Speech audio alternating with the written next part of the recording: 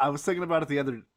I was thinking about it the other day, and I was like, I need a tangential wrestling reason why we can have Jacob come on and review Halloween Ends, because I just want to talk.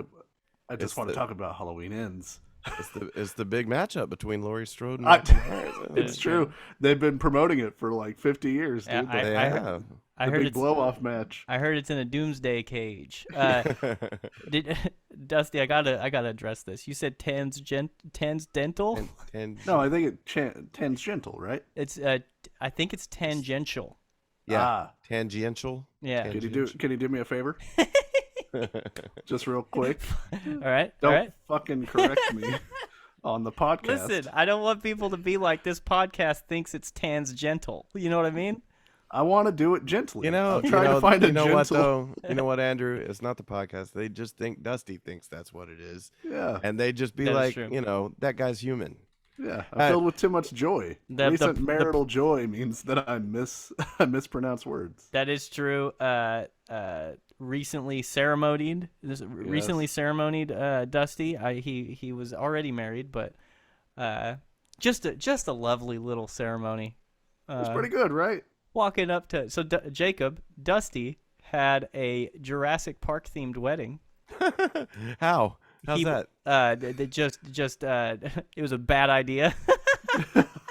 Just in the sense that it was a bad idea. Just a bunch of dinosaurs. Much like Jurassic Park, with our hubris, we thought we could control them, and we lost a few good people that were invited to the wedding. Dusty wore a Jurassic Park shirt. A lot of people dressed in like Hawaiian tiki stuff. There was an inflatable T-Rex running about. I thought you were gonna make some like wild joke about how it was nothing but old people. Yeah, it's all dinosaurs. You're for real. This is a Jurassic Park theme. No, there was a Jurassic Park theme. He walked up. Was Dotson there? Dotson. They walked up. They walked to the aisle to da-na-na-na-na. And then, of course, after Kiss the Bride, it was dun da da da da da da da da. I was jazzed, bro. I would rather that than the Star Wars theme. I've seen the Star Wars theme a few times, but I've never seen Jurassic Park, so that's exciting. They told me it couldn't be done. They said you will never find a woman who will let you do Jurassic Park things at your wedding. And I said, is true. I gotta wait then. You won. Yeah, it's true. Yeah. True love waits. And then we went to Universal Studios, and I got to see the real Jurassic Park shit. Wow. Because I've never been. Oh yeah, because on the studio tour, you can see like the real the Jeeps and shit. Yeah, and they have the ride, like the water ride. Andrew, hot take. Just since you know my opinion on the last Jurassic Park movie, I saw the most recent one, and it wasn't as bad. Oh shit! Okay, it's not too bad. I want you to provide us with just give me the cut of that one podcast that you released that you recorded in the car after watching what was it, Jurassic World: Fallen Kingdom? Yeah. God, it was one of my favorite things. I had a smile on my face at work, just being like, "Fucking get him, Jacob!" I hadn't even seen the movie. I was so mad after I saw that movie. I will say, Jurassic World Dominion, not great, but not bad. No, that's the thing. Fallen Kingdom, insultingly bad. Sure, to me. Dominion, I don't like the through line of these new movies. That's like dinosaurs as weapons. I believe we've talked about this before, which is like that makes no sense. Well, even in a world where dinosaurs exist, the idea that they'd spend their military budget on like one T-Rex makes no sense. And they act like it couldn't be killed with a bullet or right. We don't have rocket launchers. It's like if you spend millions of dollars on a tank, that thing's bulletproof and not going to be easily destroyed. But if somebody shoots a missile at a dinosaur, it's over. That's what I was like. Just buy a tank. But we gotta stop having to make every movie have like a central like statement that it's making. Like we have to take Jurassic Park serious, and you know what? The U.S. government does some fucked up shit. We got to put that into our dinosaur movie, man. Well, and see, that's why there are dinosaurs all over the world now in these movies because the statement that last one had to make, because this little girl that's a clone that was created using the same technology as the dinosaurs. All these people decided, oh my God, these dinosaurs almost got out. They got to this other place. We have to kill them all. We could kill them all silently in a gas chamber right now. No problem. No harm, no foul, no dinosaurs. Everything's going to be fine. Everybody looks at each other and says, I think that's what we should do. And then the fucking door opens. And then everybody looks over at the red button. And that little girl is holding the button and says, they're like me. She's responsible for conservatively. She's responsible solely for conservatively thousands of deaths. Thousands at least. and completely fucking up our ecosystem hardcore. Yeah. Like you can't bring regular animals to Australia because it'll jack all their shit up. Imagine a pterodactyl. You can't bring fruit into California, man. Yeah. Is that a triceratops in Illinois? Yeah, but if I go up there and I hold the fruit up and I'm like, but it's like me. It's fruity. I always thought I was the fruit in the family. So I found out yesterday that they're making a new American Pie, and I just can't wait. Female directed. For fucking Stifler to have a daughter. Oh, it's gonna happen. Stifler has a daughter. She has to teach him that his old ways weren't right, and that we were all dumb for laughing at all that shit. And the whole movie's gonna be a finger wag at the screen. I think one of the American Pie direct to DVD sequels is like some relation to Stifler, but like the girl version of Stifler. Oh man, see, it's like, gonna happen, man. Yeah. It got way out of control, just like the Jurassic Park series. Yeah, you can't. And I will say, guess what? Jurassic Park has an excellent moral to it. That you like, that's the only one you need. Oh hey, just because you could do something doesn't mean that you should do it. And science run rampant, acting as God is not okay. Because Dusty the government. Right. There was even an article I think came out yesterday. Colin Trevorrow, the director of Jurassic World and Dominion, was like, ultimately Jurassic Park never needed a sequel. Like this is a terribly, like, it's hard to franchise this series. Like this is impossible to. Yeah. Even though they make $1 billion a piece, it's all off the goodwill of that first movie. There isn't a sequel as good as that movie. Yeah. No, there are two good ideas. We have DNA and we can make dinosaurs is a fucking great idea. Way to go, Michael Crichton. And then you have one other idea, which is, hey, what if there were some dinosaurs somewhere else? And then that's Lost World, and then that's it. And even Lost World, it's not as strong an idea.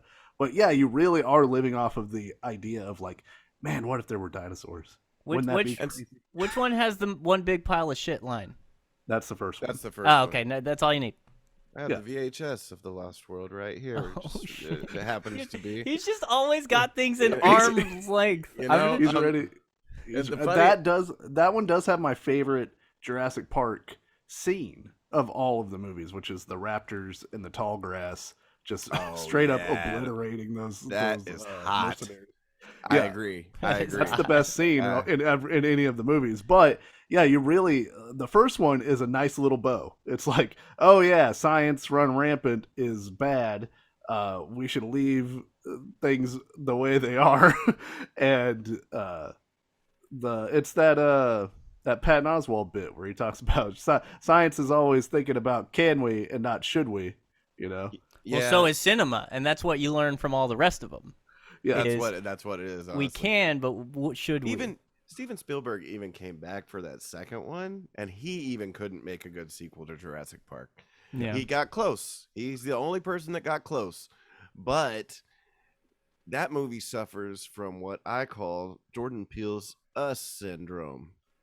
I spend way too much time. One scene makes me spend way too much time thinking about the logistics of that scene, and I'm not enjoying the rest of the movie. You know what I'm saying? Yeah. And that scene happens to be when the boat with the T-Rex on it comes into the port at San Diego, and they find the boat that still has the T-Rex on it in a cargo hold that's shut by a metal door, and the humans get to the boat, which has somehow just run ashore, and they see that the crew has been eaten.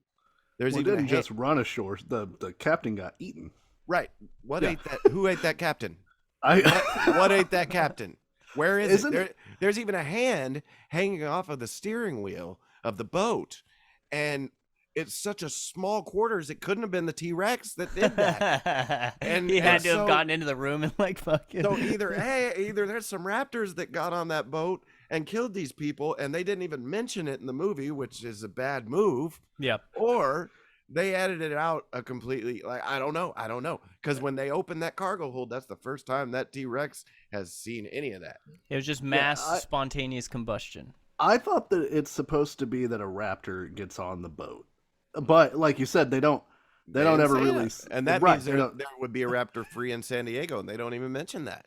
Right. So that's bad movie making. So I'm sitting there thinking about that while this T-Rex is like, I'm walking around San Diego, and I'm supposed to be invested in that. Jacob's like, but instead I'm like, the fucking guy where's the other dinosaur? Right. Well, it is like you said, and I listened to the old episode you guys did on Us. And I remember watching that movie and being like, this is a good movie. However, if I have to think about the implications of this movie for like 5 seconds, it really falls apart for me. Like, everybody has a clone, and they all live underground. And with walls?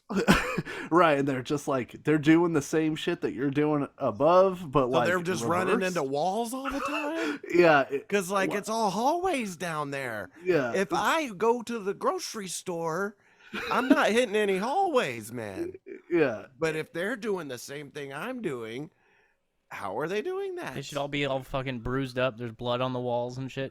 Well, yeah, or it's really difficult to like try to make it make sense, because it's not supposed to be fantastical or like any more fantastical than the very concept of that is, but it's like, this is reality. Like, there are doppelgangers of every person, and all the doppelgangers do the shit you do, but they do it underground and they're mad about it. Like, it's cool. It's a cool idea, but there's no way to bridge the logic gap for that, you know. Right. Well, and it even goes further. How'd that little girl that replaced the other little girl even know how to talk or anything like that? And like, it's just a whole lot to unpack at the end of the movie. And this is hilarious. This is I love talking movies with you guys, because I saw Us. I did a podcast on Us. I completely forgot everybody was reenacting shit that they were doing downstairs. The tunnel people, dude. You got to remember the tunnel people. Oh, man, I don't remember any of these things at all. It's a problem. I think I have a tumor, but... No, it's not a problem, because good for you, because that stuff sticks with me, and I don't like it. I'm not like... I'd love to enjoy a movie. Jacob's driving down the street being like, how the fuck did that dinosaur... Yeah. Oh... I was watching Us, and at the beginning I was like, I bet this is the twist, and I was like, no, that can't be the twist. Well, not the whole thing, but just like that they switched places. I was like, it can't be that, because that's ridiculous. Well, no, like, that's far too obvious for it to be that. And then the end, I was like, oh yeah. I mean, I didn't see the everybody has a clone thing, but I was like, oh, the main girls switch places. Yeah, they showed me that at the beginning of the movie. Like, they solved it for me, you know? Yeah, I can't, the one thing I remember about Us is that stupid face that girl makes at one point. And Juice on our podcast was like, no, dude, it's like from minstrel shows, and like it's this classic cartoon or something like that they were like mocking, and I'm like, hey, nobody knows that. Like, and you're just gonna make her make a funny face to like at a winky thing when I'm like, hey, what the fuck did she just do? Like, what is she doing with her face there? Anyway, and I get that. I get the allegory. I think to a certain degree I understand. But if you're talking about it as a legitimate, as a cohesive story, right? There's a problem. So speaking of.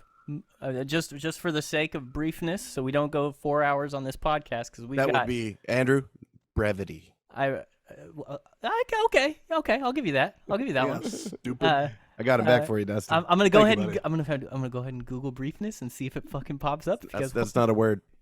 Let's see. I'll eat my crow. Even if it was, that's not a better word choice. Andrew, it's eat your hat. Briefness is a word, and eat crow is a phrase. Eat crow is a thing. Suck it, everybody. I'll end this Zoom Wait a meeting. minute. Briefness is a word? Yeah, it sounds weird, but it's a word. I'll give it to you. Brevity is a better word. Yeah, it sounds better. Pat on the head for Jacob. Jacob was on our They Live episode, Roddy Piper.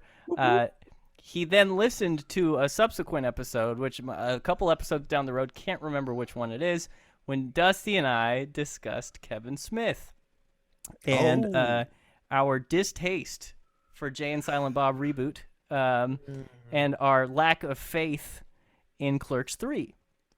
Dusty, have you seen Clerks 3 now? I have seen Clerks 3. So yes. Jacob and Dusty have seen Clerks 3. Now, we got to set terms here of this conversation. Jacob had some beef with some of the things that he said. Friday night beef. As if you're, we have literal fan. Friday night beef right now. Yeah. Jacob. First of all, I should have asked you this off.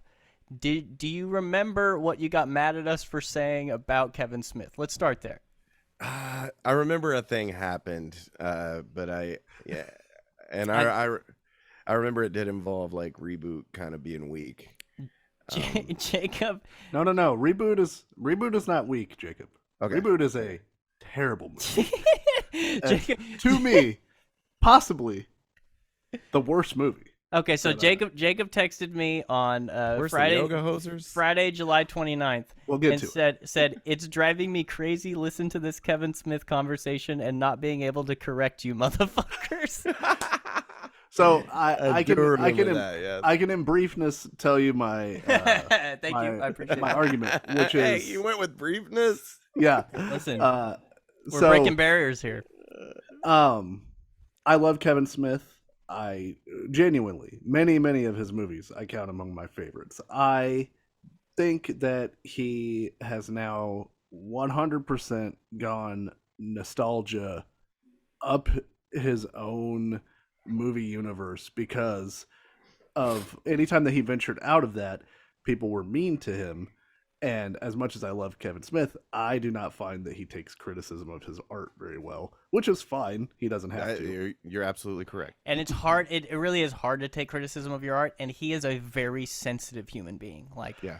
And I understand. He actually, he takes it pretty well, if you ask me, but it does influence his future 100%, art. yeah. Yes. So, I felt like Clerks 3 was a retreat to very familiar territory in the same way that I thought Jay and Bob reboot was, and I did not enjoy Jay and Bob reboot almost at all. And I wanted to. I really did. I went to the Fandango thing. I paid for the Roadshow. I'm in. I love Kevin Smith. Yeah.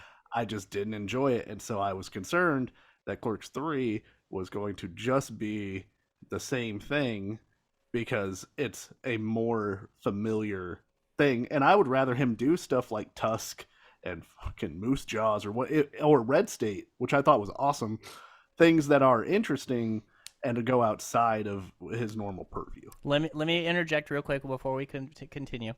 Will this be a spoiler-free discussion? If you want me to get into it about Clerks 3 at all, I mean, just if you want me to review it, I can give you it's going to be hard for me to not spoil it. Exactly. Yeah, I'd say if anybody hasn't seen Clerks 3 and wants to, I'll put in the description of this podcast where to fast forward to. I'll also do it on YouTube. I haven't seen Clerks 3 and I want to see Clerks 3, but totally willing to allow you guys to I don't want to do that to you. See, that's the beauty of this movie. It did something that I feel like was brave for Kevin to do. It's something, honestly, that I don't think a Kevin that completely wanted to just do the safe thing would have done. I think that I can skirt around it. The problem is the thing I really enjoyed about Clerks 3 probably involves some spoilers. But I think you guys are talking I think about I could do it. You guys are talking about the QAnon storyline? Yeah, big time. QAnon. So when we go one, we go all. Listen, if Andrew had seen it, I wouldn't mind spoiling it for our listeners, honestly. But like, since Andrew hasn't seen it, I saw, like I watched Clerks 2 with Andrew probably first time he saw it. Yeah. And like, I really want him to feel this movie when he sees it. I don't want him to know, because I didn't know what was going to happen, and I actually had to go back the next day, knowing what was going to happen, so I could properly, because this movie sweep kicked me, and I ended up on the ground on my back looking up at the sky, and I was like, oh fuck, I had no idea that was the kind of party I was coming to. So I have two. One, let me get out in front of it. I enjoyed Clerks 3 quite a bit. Good. Quite a bit more than I enjoyed. This is Andrew rejoicing because I want it to be good, man. Like Clerks 2 was fun, right? Like it wasn't Clerks, and it wasn't, you know what I mean? But it was fun. It was good. I was glad they did it. I didn't walk out of that theater being like, oh man, he probably shouldn't have fucking done that movie. That said, I don't know that you will love it. So, because I'm of two minds. There is the part of it that feels like Jay and Bob reboot to me, where it feels like a rehashing due to the storyline. They are essentially shooting Clerks, the movie, in Clerks 3. So there is a part of it that feels like a reliance on bits and things that he knows works, and going back through those things and mining it. So part of me was like, well, am I just watching like a bigger budget behind the scenes making of Clerks? Because I've watched the making of Clerks. So that part of it I wasn't 100% in. But the other part where I really thought it came together was, I don't know that I've ever heard Kevin Smith or seen him in a movie delve quite as deeply as he did into like the Dante Randall relationship. Yeah. And that's where the movie really like earns its stripes for me, is in that interaction and those two together. Like that exploration was so good and went places that I didn't expect Kevin Smith to go, and that I don't know that I've ever seen him go in his movies. And that was really satisfying. It took the feeling that was conveyed in the jail scene in Clerks 2. And there's a scene very much like it at the end of this movie where they get in an argument. And I thought to myself, I was like, wow, this really feels like he's kind of repeating himself, honestly. And I was like, uh-oh. And that's right when I was like, oh no, wait a minute, is this just gonna end like? And that's when the sweep kick happened, that I will not divulge. And I fucking lost my mind. I couldn't believe A, how much I cared about what happened, and B, that he did something that ballsy. And I honestly, I'm gonna cry talking about it right now. I'm fucking tearing up right now. That is like how much. That's my favorite thing about Jacob. When I went back, knowing what happened and seeing the movie again, there's little breadcrumbs throughout the entire film, even from the opening credits, that let you know what's gonna happen, and I didn't see it, and I cried through the whole movie the second time, because like I thought I was going to see a fun little, oh, we're making Clerks, huh? And then it ends up being a very definitive movie in the View Askew-universe. I must say, it's my second favorite Kevin Smith movie now. Wow. Oh shit! Okay, yeah, that's another thing.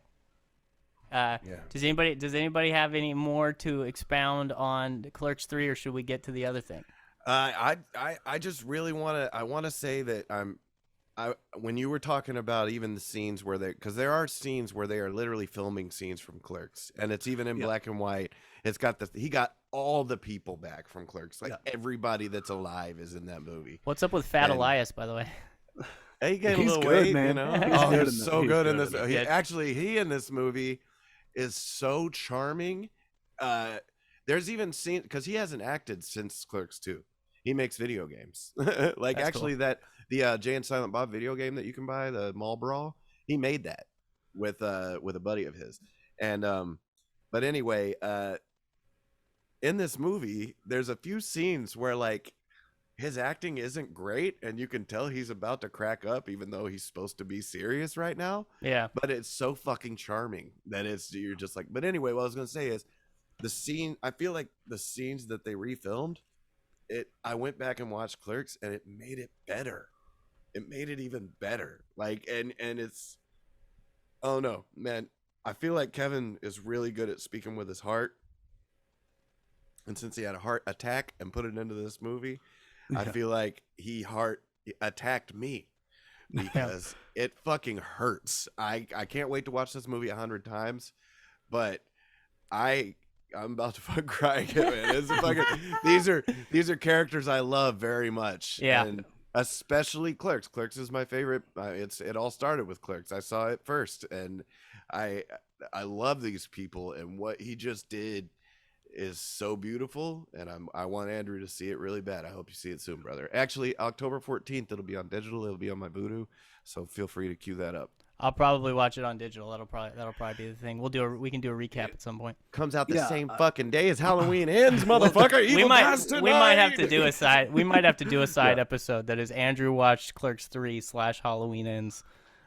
I am there. I will say the best Kevin Smith movies to me are the ones where he has like a genuine emotional point of view, and I really liked the thing that he did in Clerks 3, and even the nostalgia. It wasn't as heavy to me as Jay and Bob Reboot, and I think part of Jay and Bob Reboot is like they are best served to me as the secondary characters. Like it's hard to make a Jay and Silent Bob movie that goes for 90 minutes. What'd you think of Strike Back?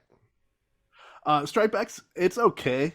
I don't love Strike Back because I think that the movies that he makes that are more his real point of view, like where he has a character to speak through, like in Mallrats or in Clerks or even in Dogma, like those are better movies because he can be the real person that he is. Jay and Bob, Bob's a caricature, and so is Jay, so they're better as background characters.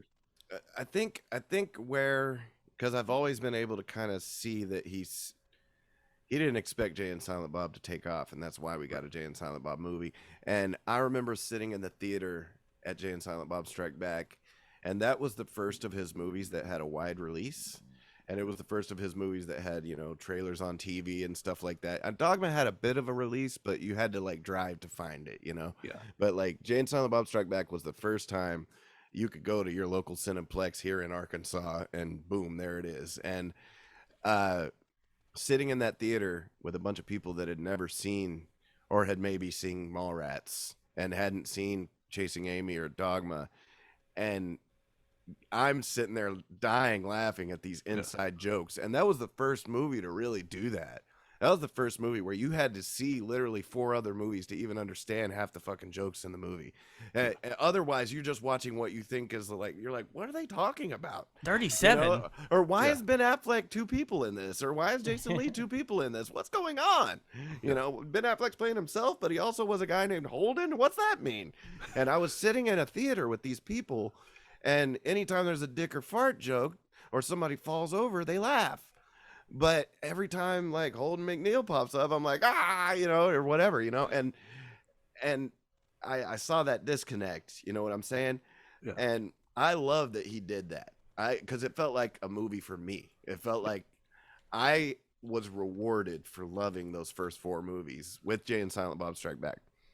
And what I'm getting to is Reboot was more like his I survived my heart attack. I just want to have fun with my friends.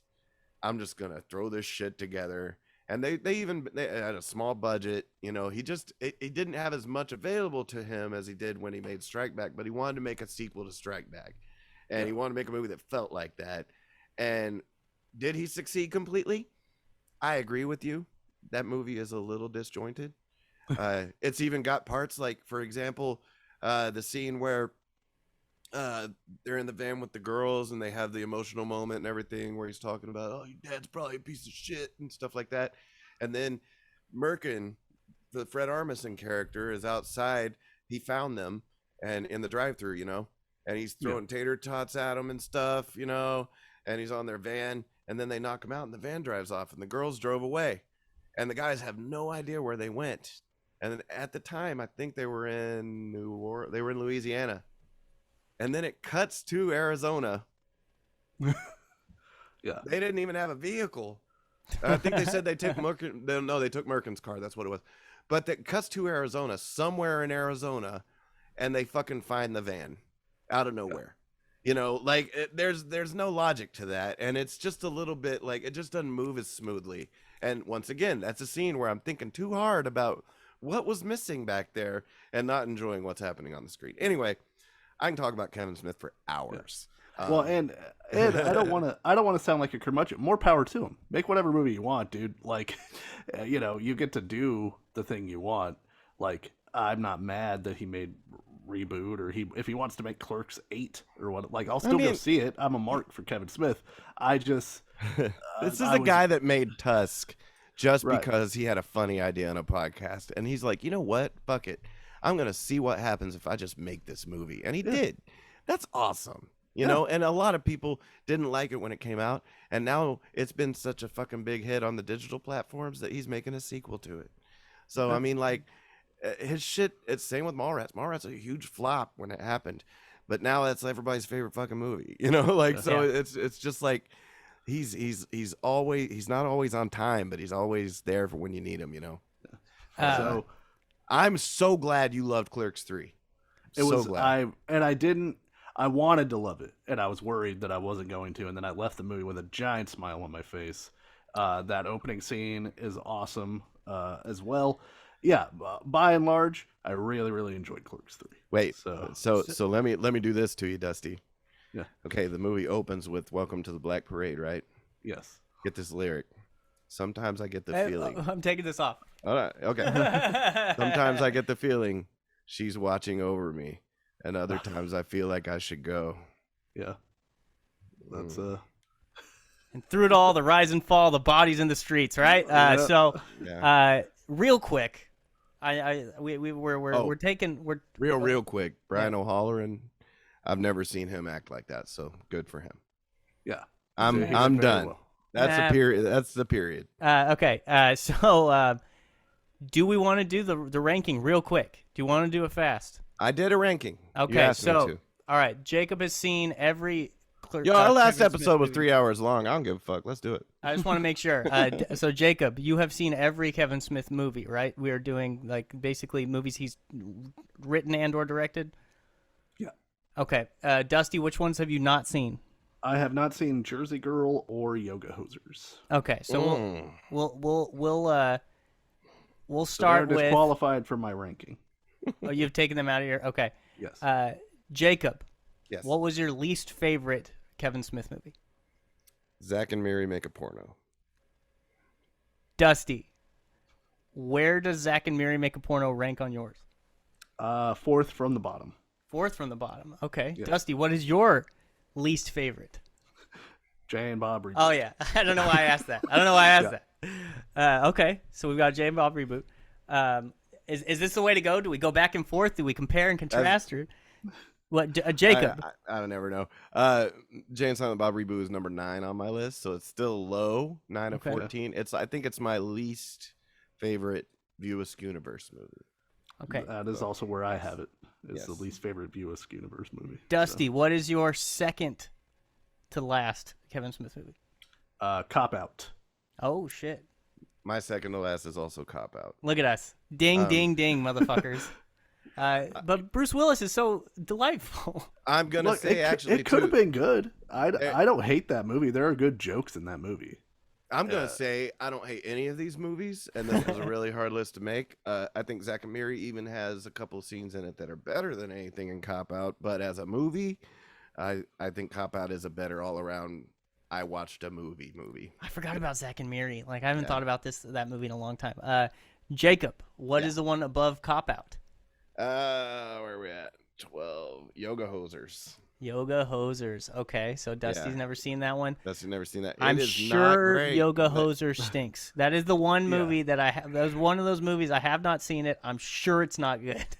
It is charming if you let it be. Yeah, I probably wouldn't let it be. couldn't bring myself to watch it. I saw the scene with the little hot dog Nazi guys, and I was like, probably not for me. Those are called Bratzies. Yeah, love you, Kev. Probably not going to watch that one.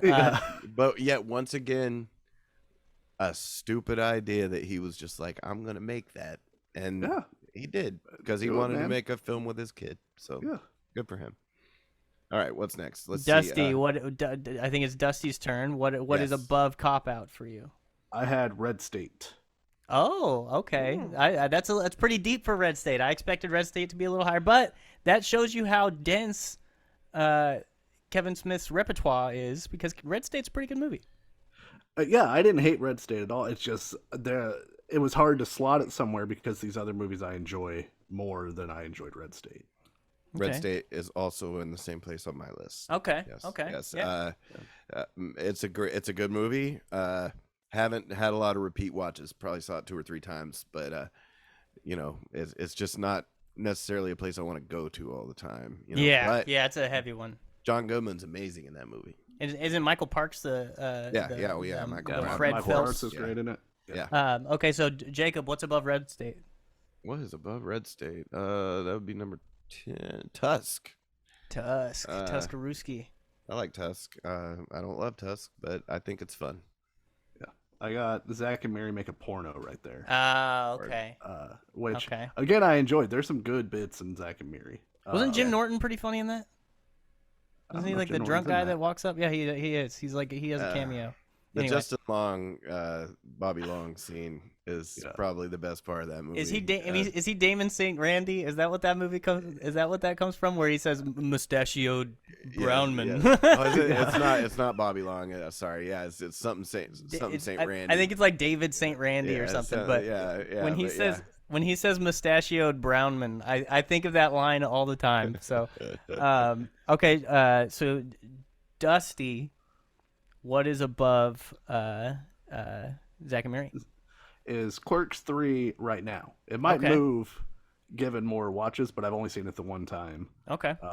But I gotta say this is making me kind of jazzed for Clerks 3, because I saw, we talked about this. We saw reviews online for Clerks 3. And they were all like, "Oh man, everybody's liking Clerks 3." And then I came to the realization, "Oh shit, Kevin Smith is retweeting every review that I've seen." Because no, it's actually getting really positive reviews. Good. And everybody listen, man, it's like I said, once you get done with it, you're like, "Fuck." Yeah. So just like it's not what you think. It's just be ready. I'm stoked. Jacob, what is above? What is it? Tusk for you? Was above Tusk. That would be Jay and Silent Bob reboot at number 9. Okay. So now we're dipping into the Ascuniverse. Yes, and that's. I mean, this is his bread and butter, so we're getting into it. Dusty, what is above Clerks 3? I have Strike Back. Strike Back. Oh yeah, that's not surprising based on what we just talked about. Jacob, what is above? What is it? Reboot. Reboot was number 9. Jersey Girls number 8. That's not Ascuniverse. That's the last non-Ascuniverse movie on my list. I saw Jersey Girl. Don't remember it. So I like it. I think it's a fine movie. It didn't change my life. My life. So Affleck's lovable. I think the little girl's great. She's good. George Carlin's badass in it.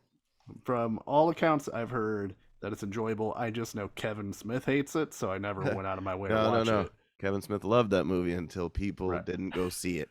Right. And then he started being like, yeah, it's bad. But now he's talking about putting together, because there's like an extended cut that he's been holding on to for a long time, because the studio made him cut a lot out of it. So he's talking about putting that out. And now he's talking about how much he actually fucking loves that movie, because he watched the extended cut the other day.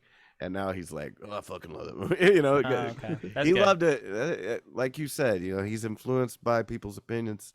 He wants people, he wants to make stuff that his people like. And when, nobody goes and sees it, he's like, I guess Snoochie Boochies it is. Dusty, what is above Clerks 3? Was that your last one? No, Jay and Bob. Strike Back, Tusk. yeah. Tusk. Okay. So really liked Tusk. I was sold on the concept. I was like, look, if he makes Justin Long into a walrus, this is a fucking movie. I like Justin Long. I like walruses. He 100% turns Justin Long into a walrus. Like, the reveal shot where they start on Justin's face and pull back. Yeah. Brilliant. And Michael Parks is very like. You haven't seen it, Andrew? I haven't seen Tusk. No. He's sinister. Next time I go down, we'll watch it. He's good. Like it's a good movie. You have to get over the one hurdle, which is it is a movie in which a guy gets turned into a walrus. Yeah, like, it's not that movie. You know, but for good reason. Yeah, fuck them. So we need more walruses in the world. So right, Jacob, what is above Jersey Girl?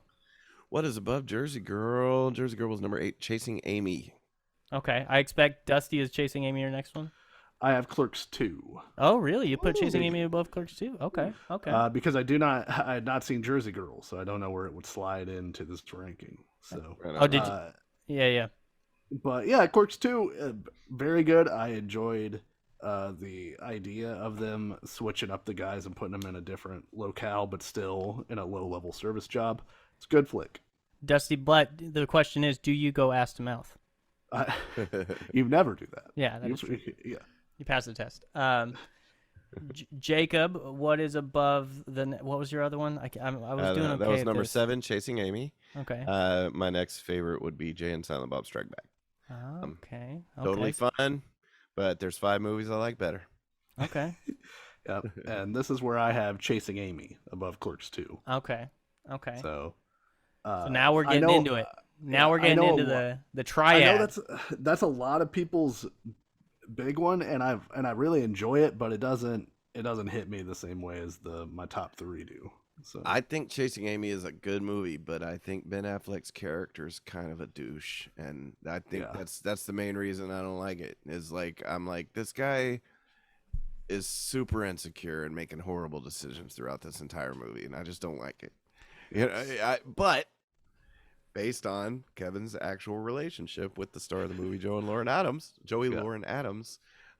he was dating her, and when he started dating her during Mallrats, and then when he realized, you know, he was just a Jersey boy who'd never done anything, and she was already a movie star who had already like had a lot of sex with a bunch of people and like had all this whole life and everything, and he felt inadequate when they would make love, and he wrote that movie based on that feeling.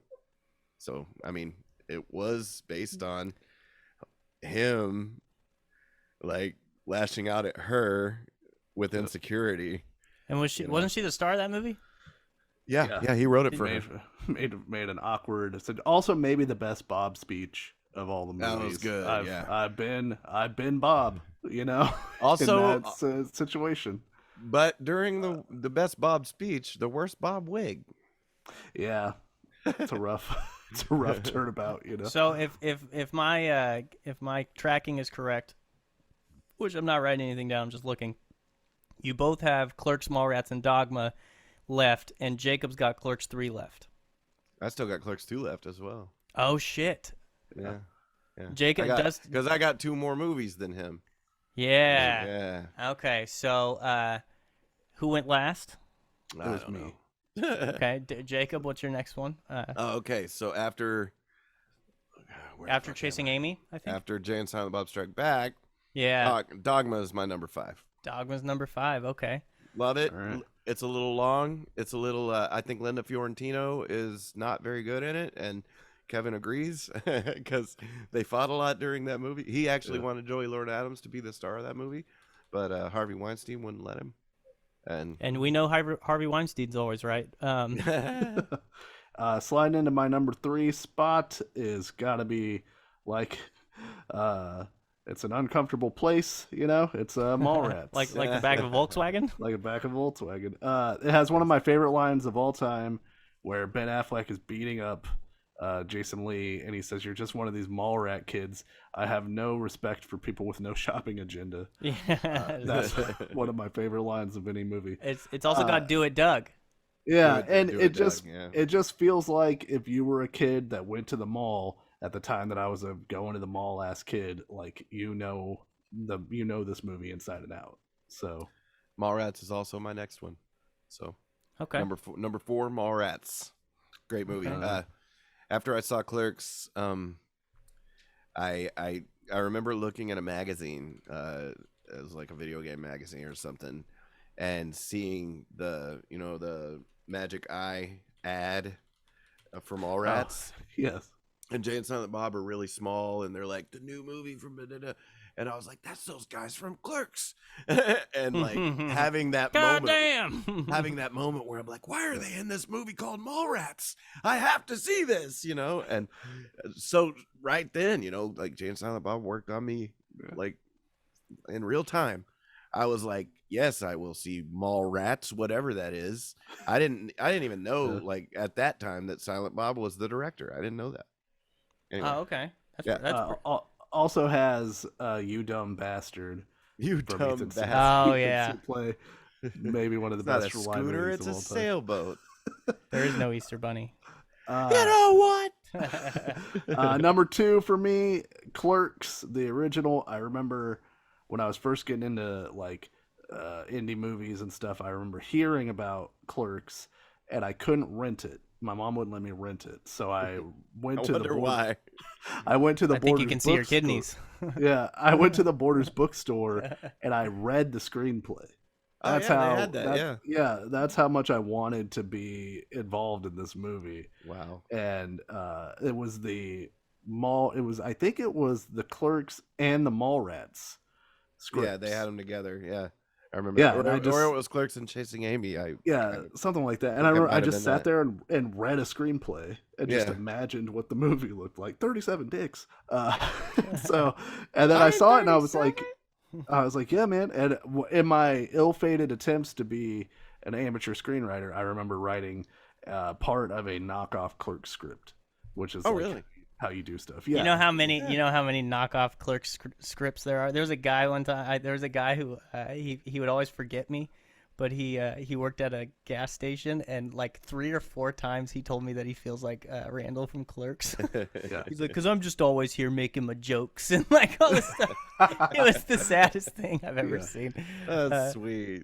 So that's a couple left for you, Jacob. What's the next one? That's 3 left for me, and I guess they're all Clerks movies. Yeah. So that's Clerks 2. Okay, so we'll go number 3. So Jacob is Clerks 2, Clerks 3, Clerks 1. His final 3. That's correct. Yep. And then for me, my number 1 spot is Dogma. Dogma.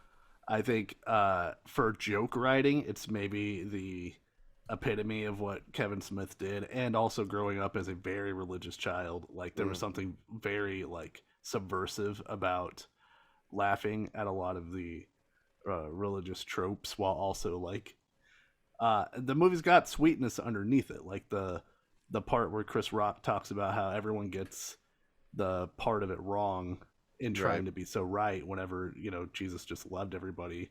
You're like, oh man, that really is like the you think it's wrong to have beliefs? No, I think it's better to have ideas. You can change an idea. Yeah, and all that stuff. Yeah, it's just really, and you can tell that he's got a religious, like, he has a religious tilt to himself, and that's where he's sort of exercising that. But, like, whenever, what is it, Linda Florentina says, you knew Jesus? And he goes, knew Jesus? Jesus owes me $12. Like, as a kid, like, oh, man, he's, like, razzing Jesus. Man, that's funny. And, like, completely in the left field for something that seemed acceptable at the time. So Dogma has a special place for doing that for me, and there's a lot of good jokes in that movie. So yeah, well, I appreciate you guys giving your input on this. My list is better. I didn't make it, but it's the definitive list. If you guys want, I can fax it to you guys. You can give it to us when you see Clerks 3, and we'll talk about it. Yeah, maybe I'll, but the problem is, it's the same issue we talked about with Jurassic Park. I've seen Dogma. I've seen Chasing Amy. I've seen Jersey Girl. I barely remember, like, Red State. I remember some of it, but, like, I don't remember movies. This is what happens when you don't love things, Andrew. I can you fall out of your head. And you used to smoke a lot of weed. But well, I mean, like, you remember The Sandlot. Yeah, I remember. Just because you've seen it so many times. These movies I've watched most of these movies like at least 20, 30 times a piece. That's a lot. I read the screenplay for Clerks. He read the screenplay. Yeah, that is true. Clearly wanted to be involved. So I'll be able to rank Clerks, Mallrats, Strike Back, probably Clerks 2, Zack and Miri. So a couple of them. So maybe I'll give it to you. So, all right. There's a real reason we got together tonight. Yeah.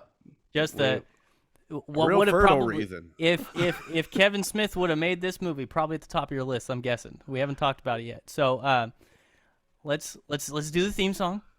Dun, dun, dun, dun. Let's do the theme song, and then.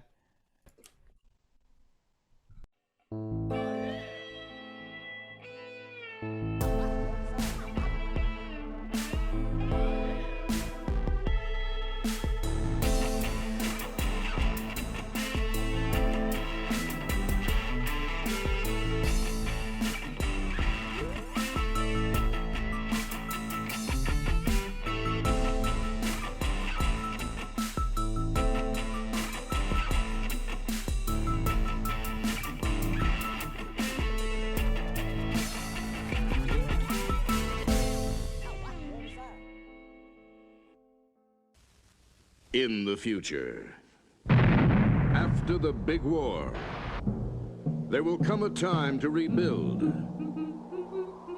and a need for a new and special kind of soldier. This man is carrying a loaded weapon. Prepare to meet the next great American hero. That's where you come in. Are you serious? His name is Hell. Sam Hell. Never heard of you. We're going to Frogtown. And this is the adventure he's been waiting for. We're gonna get him out, and then you're gonna get him pregnant. And if anyone's got a chance in hell of rescuing the virgins from the evil clutches of Toady. It's a miracle. Right. Let's go. And escaping from Frogtown. Go, go, go, go! It's Sam. Holy shit! Be there for the action. The adventure. Sam! What are you doing? And be there for the dance of the three snakes. Dance or die! We're all gonna die. When hell comes to Frogtown. Starring Roddy Piper as Sam. You are one weird dude. Sandal Bergman as Nurse Spangle. Wired to blow. Hell comes to Frogtown. Eat lamp, froggies!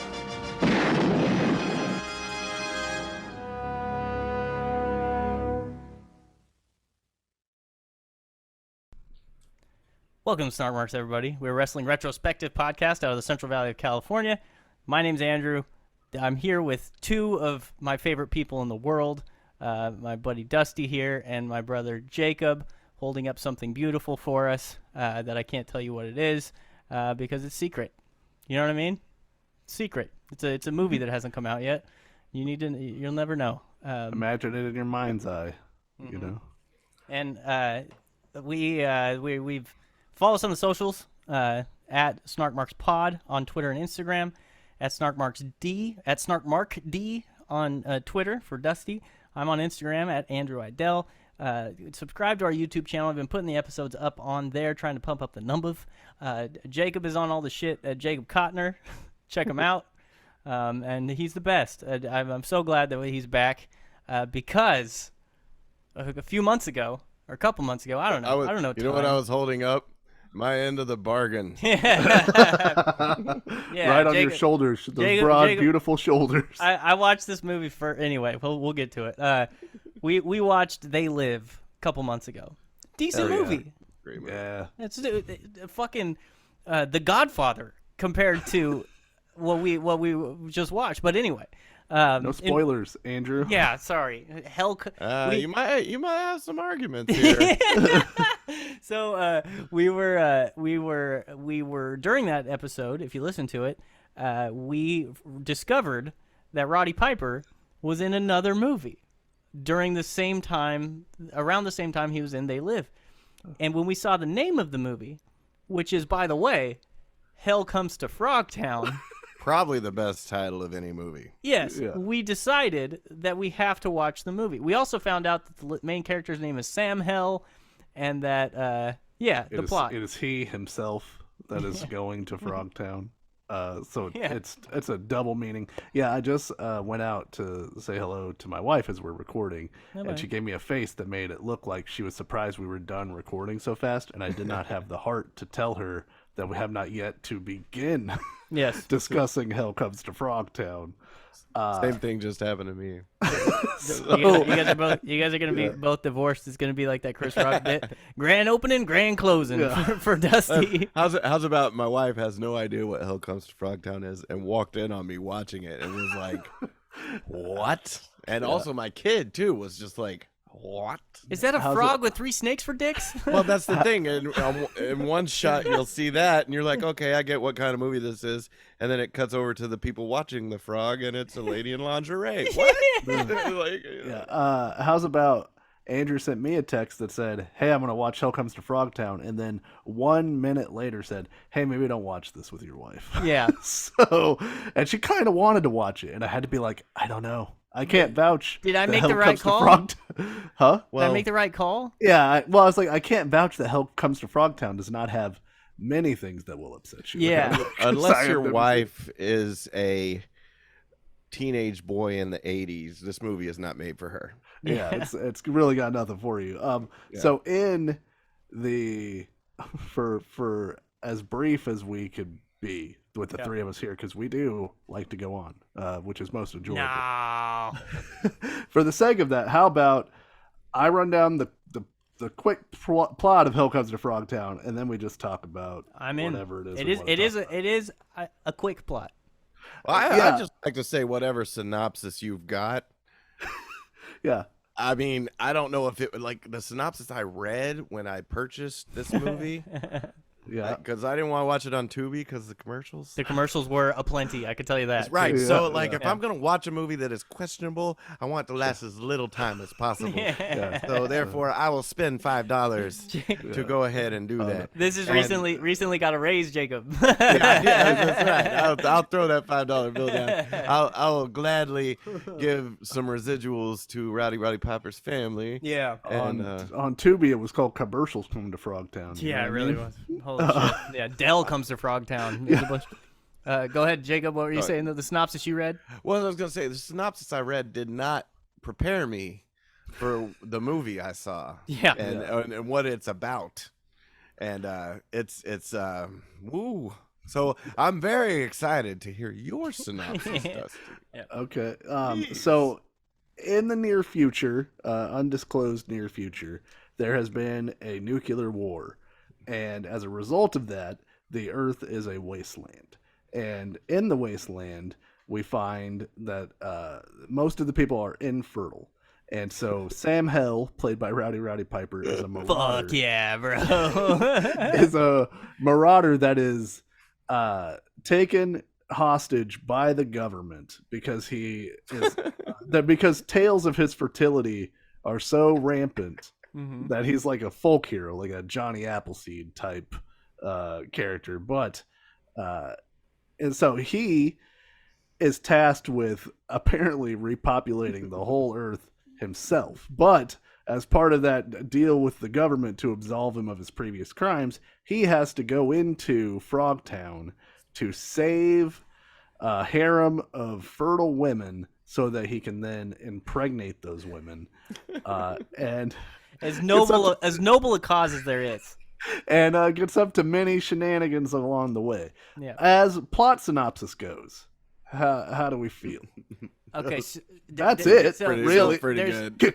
Yeah, he's got they are under there's a main frog named Toady, right? Who's like Commander Toady. He's a real bastard, and spelled he's Tody. Yeah, which I'm like, why didn't they just go with it? And what? Yeah, fill it out. Somebody owns the copyright to Toady, dude. Yeah, it's the Toadies. Yeah, make up your mind. Isn't there a Toady? No, that's Froggy. I was gonna say in the Little Rascals. And Toadies came way after this. This is at like 1987. This got made. So yeah, so he's Toadie's the main guy. He's got a fucking thwart Toadie, and like they put he thought that he thought he had a bulletproof cod piece on, and wait.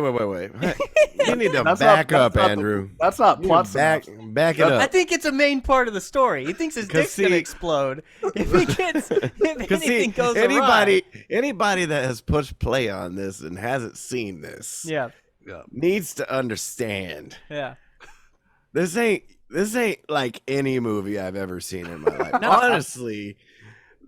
Where you're going right now, you're talking about the cod piece with the explosive in it and everything like that. That's way later in the movie. that's way out there in Who Caresville. You need to bring it back into we're starting this movie land. Yeah. And I don't know what this movie's about. Like, I was just like, okay, hell comes from Frogtown. Woo. Okay, and I read the little plot synopsis. I'm gonna find it. Hold on, let me see. Find this plot synopsis.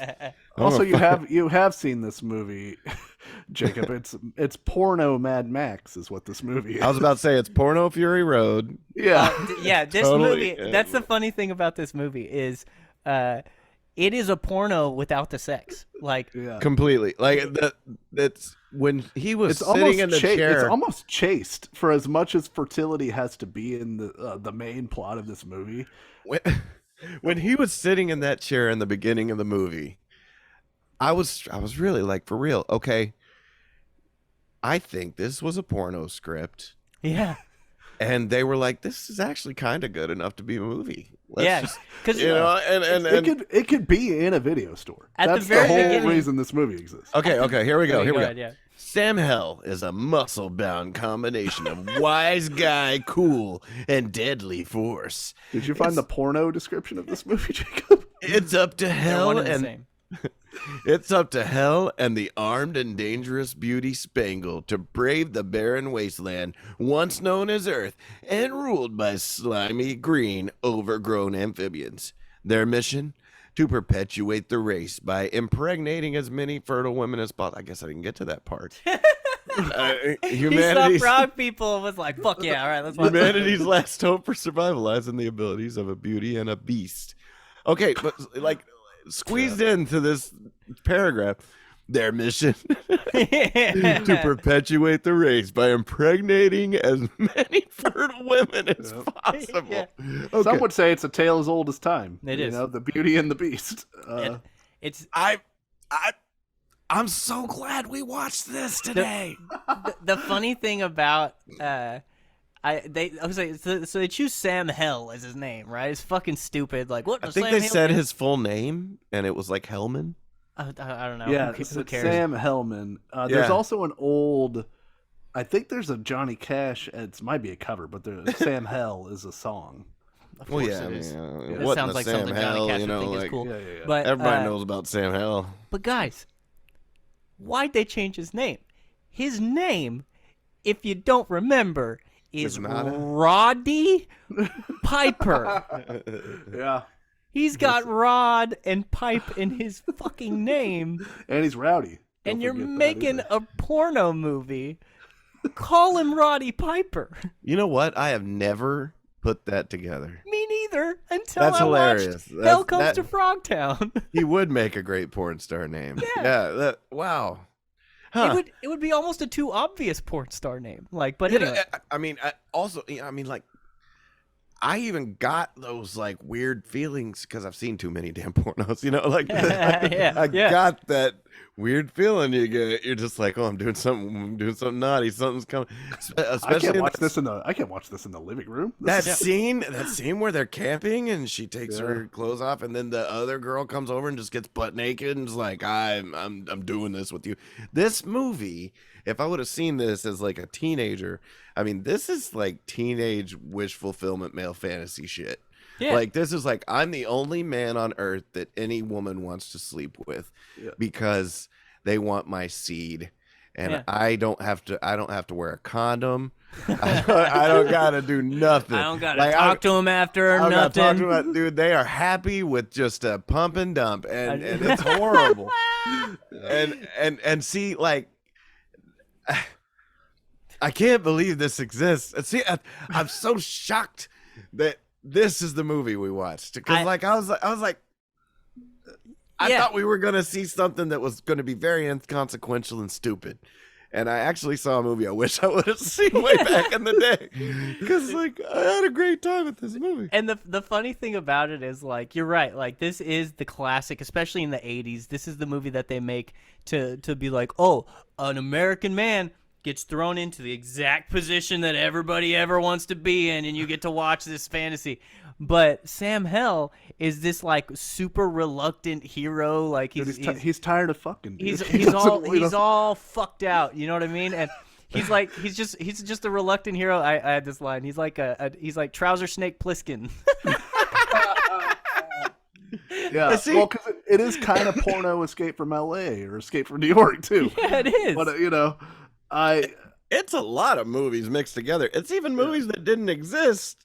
I mean, Fury Road didn't exist. Yeah. And I'm watching the end of this movie, and I'm like, that's Fury Road. Yeah.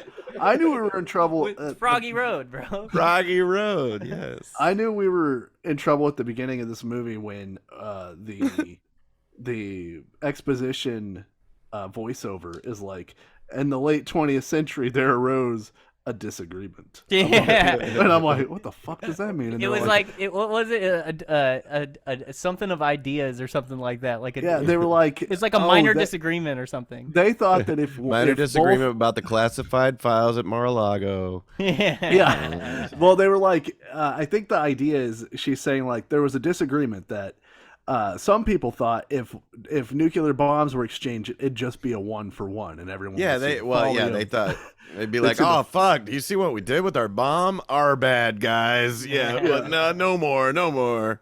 And apparently that wasn't the case, because the whole world gets nuked, and then she says, and 10 years later, they tried it again. What'd they try again? I think what she meant is they tried to be humans again. Okay. Because that line stuck with me too. I was like, that's weird. That's a dumb way to say that. But I think 10 years later. But that's the thing. They're trying to rebuild a society or whatever. So I guess 10 years later they came out of any fallout shelter they were in. I guess that's what that meant.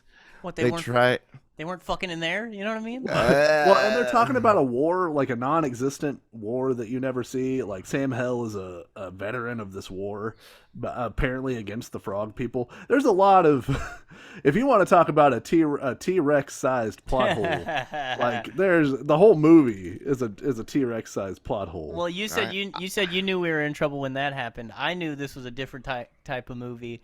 When Sam Hell is tied to the chair and Spangler walks over to him, and that lady's like talking to him about like, oh man, you fuck like crazy, huh? And the girl is like she like looks down at his crotch and she's like looking him in the eyes. I'm like, are they like, what is this? I feel like if Roddy Piper was in a movie where like there was like explicit like crazy sex, I would know. Right, so like I'm like, they're not actually gonna do this, but they're really wanting you to think they're gonna do this. Yeah, so, and you know what? It seems like, even though this takes place in the future, it seems like this character, after this movie, found a time machine and went back to 1989 or 8, and is just Nada from They Live, because it's like the same fucking character.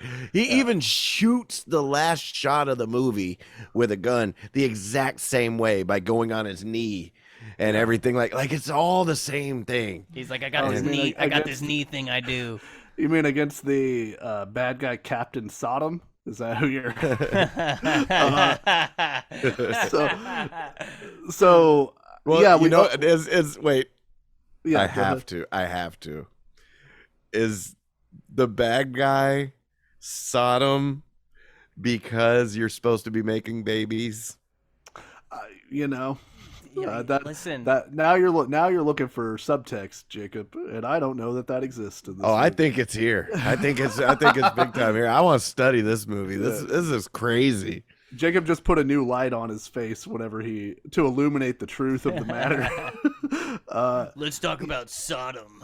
So the opening of this movie is Roddy Piper tied to a chair, and not to, I don't know, minimize it, I guess. He is being accused of assaulting this man's daughter, And Piper's like, I didn't do it. And he's like, my daughter said you did, so I believe her. And then the scientists people break in and they come to free Sam Hell. And the dad's like, yeah, but what about what my daughter said? And they say she changed her story after she found out she was pregnant.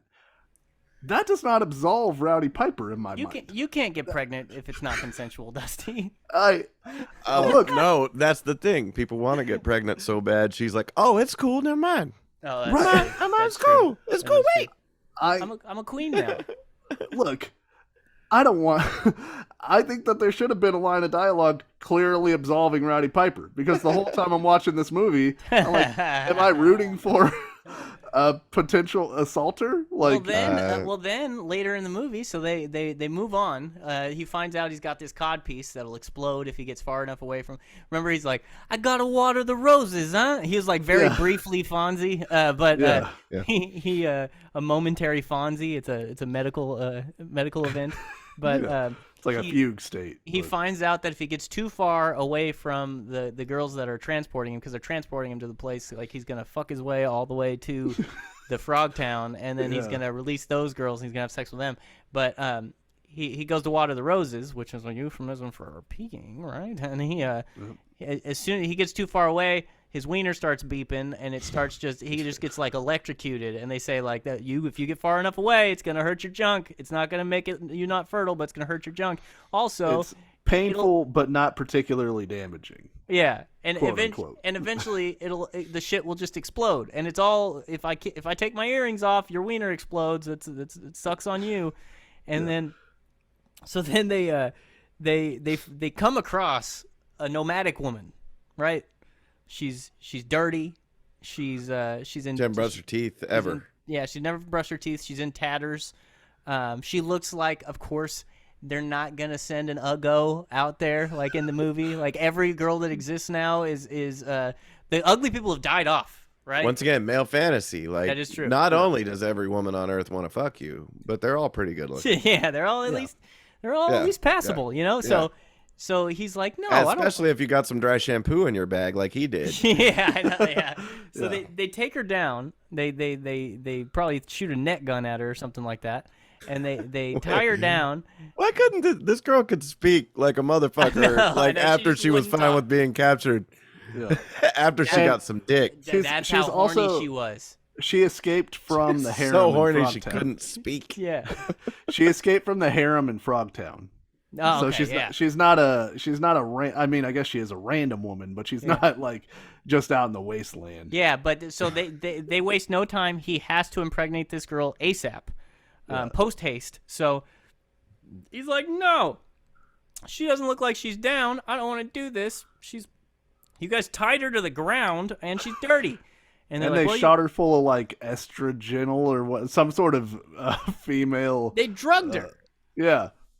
They drugged her, and he had to copulate with a drugged up woman. We're gonna have. I want to list all the synonyms for sex and dicks that we're gonna use throughout this. This movie's fucked up. They forced our hands. This whole thing is fucked up, and that's why I love it. I'm like, I can't believe this exists. Yeah. I can't believe I never heard of this. They straight up made a movie about it.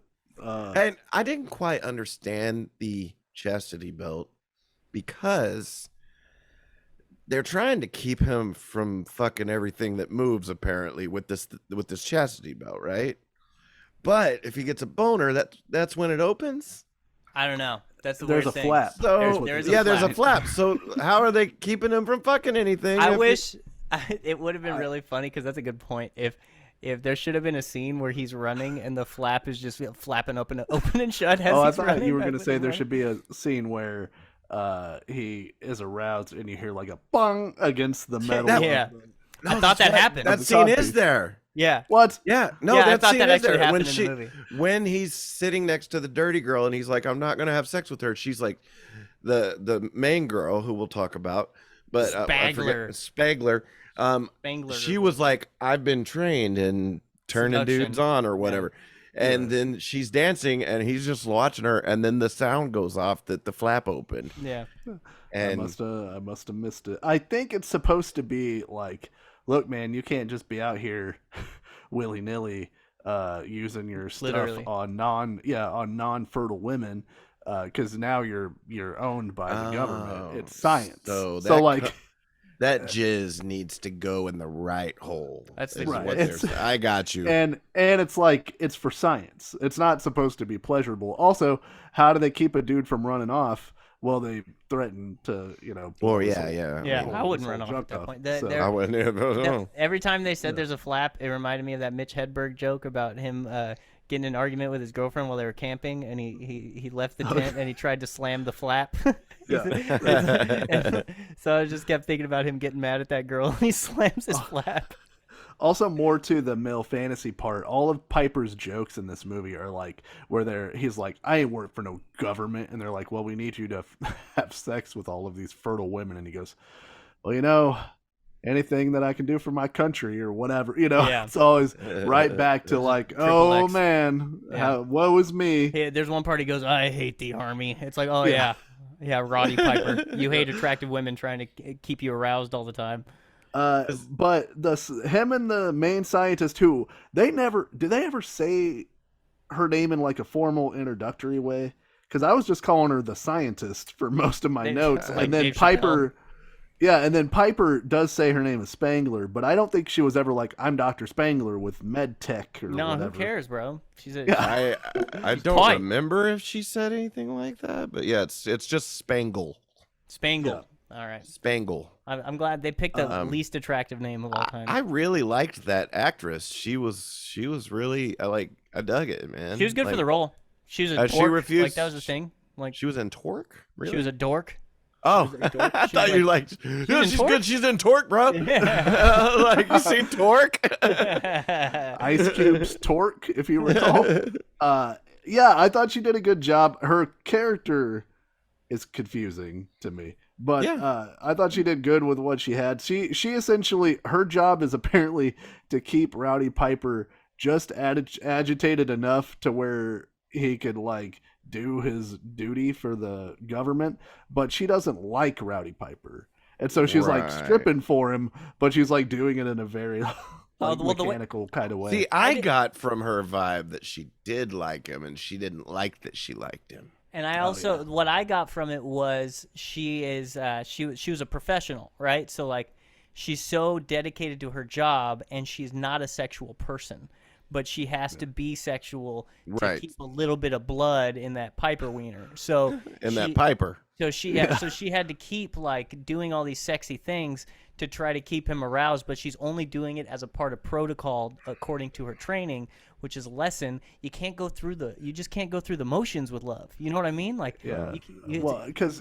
Piper calls her a tease when they're like camping, and she like strips down for him, and then he like puts her in his little like tent or like his. See, that's what I didn't understand either. She wanted him to do her. It seemed like at the tent, and then he was like, well, fuck it, I will, and he grabbed her, and then she's like, well, not like that. Well, she was just trying to keep him aroused. She was always she was just trying to. Okay, I didn't know that. So I thought if a woman's doing that to me, I'm thinking. Right. Listen, it's a simple mistake to it's a simple mistake to make. The underwear. Ask my lawyers. So in that same scene, we have two females that are accompanying. We have two females that are accompanying Roddy Piper on his journey to Frogtown. So we got Spangler, and then we got Serpentella. Who rules. Fuck yeah, bro. She's a badass. And she's like the army. She's like the army girl in this movie. She's on the back of the gunner, and she drives the tank. And I don't really know. She's just there to lead them through, I guess. But she decides that she's gonna come on to Piper right after Spangler is just supposed to like get the blood flowing, I guess. And she's like. And she says, like, I'm not fertile, but I'm lonely and I want it anyway. Yeah, she's just like, I've heard about you, dude. Let's do this. And he's like, oh, I'm so sick of all the tales of how good I am. and she's I'm the only swimming in trim. not that I noticed or anything, but she is the only woman that got naked in this movie. Yeah. And I thank her for it. And they got it out of the way early. and that was it was very interesting because it was like she wasn't attractive. This is the freaking lizard brain because she didn't seem attractive at all. And then she gets she because she's got the slick back hair. I thought she was. I was actually like, I hope that one. But then she gets naked, and I'm like, man, I would like to see her naked again. How about she gets naked again? She was very nice, and she had a really cool character, man. She was very sexy. She's just altogether like. This filled our quotient for the casual 80s nudity, which is obvious. Yeah. And again, if you're trying to sell me on this movie, the plot of this movie, I would have never guessed that you only see one topless person. I know, right? Yeah. That's the thing. I think matters, but it's like chaste in how weirdly gross and sexual it is. There's no nudity aside from this one scene. Yeah, it's almost like it's very close to like except for a suggestion, like a PG movie, right? Yeah. Because there's almost nothing else. But like, so I feel like they might have written the movie and been like, guys, this is the teasiest movie that ever existed. If we don't put at least one pair in this movie, right? Actually, the main actress that played Spangle, she was. Jake's getting a delivery. I was getting a delivery. Thank you. She was. They wanted her to get naked, and she said no. So she was supposed to get naked, but it wasn't in her contract. Wasn't in her contract. It was in the contract of the other lady, Serpentella. Is that her name? In the movie, I think so. That's how I would pronounce it. Sentinella. Sentinella. I'm looking at it right now. That's a candle. It's Sentinella. Yeah, that is a candle. Serpentella. I love that. Let's call it. I don't know. That is Sentinella. It's frog people. I get it. There's a frog with 3 snakes for dicks in this movie. Well, hey, this is at least 10 years in the future. Yeah. So then, there's all kinds of weird names. Yeah. Right whenever Piper and what's her name? Sentinella Candle. Let's go with Serpentella. Let's go with Serpentella. Go with sick hair. Yeah. Are gonna do their thing. The lady scientist comes out, Spangler, and she's like, "You're not in uniform, corporal, or whatever," and they have to like run off. She went pretty easy on her. She said she could lose her job for that, and the Spangle was like, "Get your clothes on, bitch." And again, Piper is like, Piper's very much like, I don't know, I'm not gonna say no, but also like, if you're just lonely, like he wants to be wined and dined. Sam Hell, he's not just a piece of meat, He's tough to being ogled at. You know what I mean? And then we end up going through like a checkpoint. And there's just this weird scene where the army is like, well, what if we just shoot you down right now? That'll solve the problem. And it's like, dude, they aren't mutant toads. Why would you kill? They just want to go to Frogtown. Why would you kill them? And then they have a standoff, and Serpentella is all badass. And they end up. She got the Gatling gun. Yeah, so they go through to Frogtown. And this is where it's the porno Walking Dead. This is the portion of the movie that is. Porno Ninja Turtles. Yeah, things aren't all bad in Frogtown, dude. They got a nightclub in Frogtown, so everything tastes like piss. Apparently, I mean, this scene very much borrowed from some Star Wars. Like, I was gonna say, there's a few Star Wars, like even at the end when dude's got the bazooka, he looks like a sand person. Yep. I mean, like it's like a lot of little references here. That's why I like this movie. I can just tell these people like. They were given the opportunity to make this movie. Yeah. I'm sorry. Keep on going. All the mutants in Frogtown look like late life Mickey Rourke to me. They all have like scarves and bandanas and shit all around them. The women look like late life Tommy Morrison. Yeah. There was a $12,000 budget on the fucking frog makeups. Yeah. This dude did a great job with that much money. He did a very good job. I kept looking at it going, remember, They only had $12,000. For I $12,000, this is really good. Especially Toady having like animatronic eyes and stuff. I mean, I was pretty impressed, honestly. Oh, that was a real frog.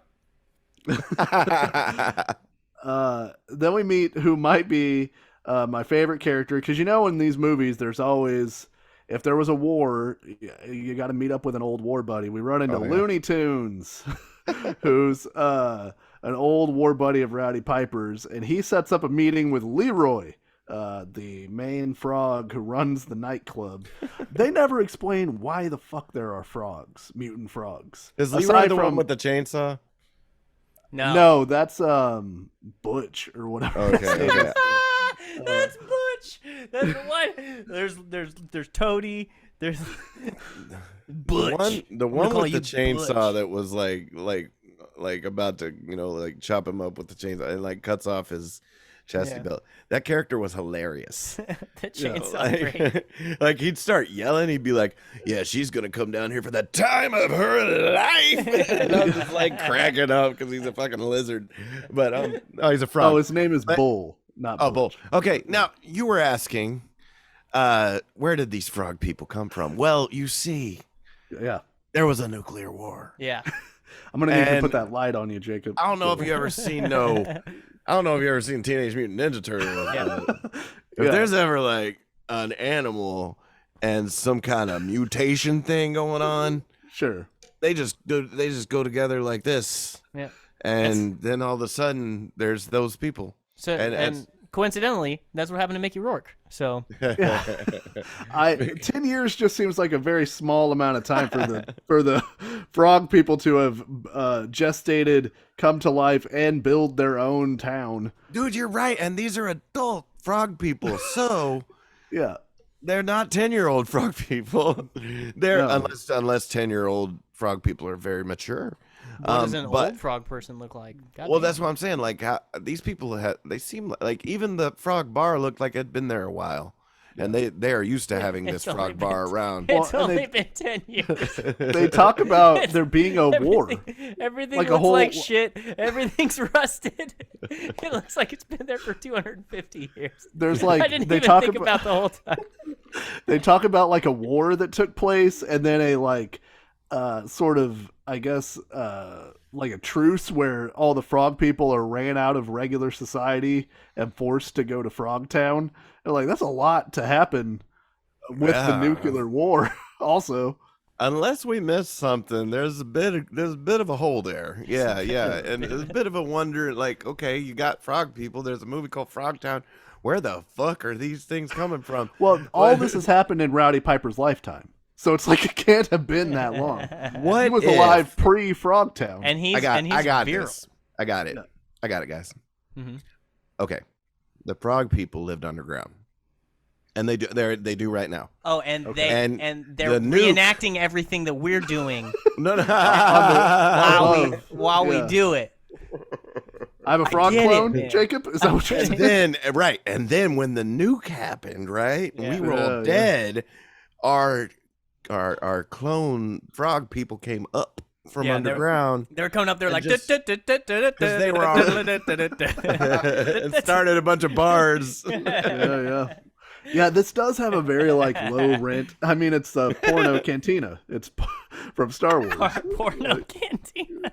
That's what they should have called this movie. So we get introduced to the second in command for Commander Toady, because the whole plot that the Spangle and Sam Hell are supposed to do is she's supposed to pretend to be Sam Hell's prisoner so that he can barter her to Toady so that they can get the harem of kidnapped girls and escape.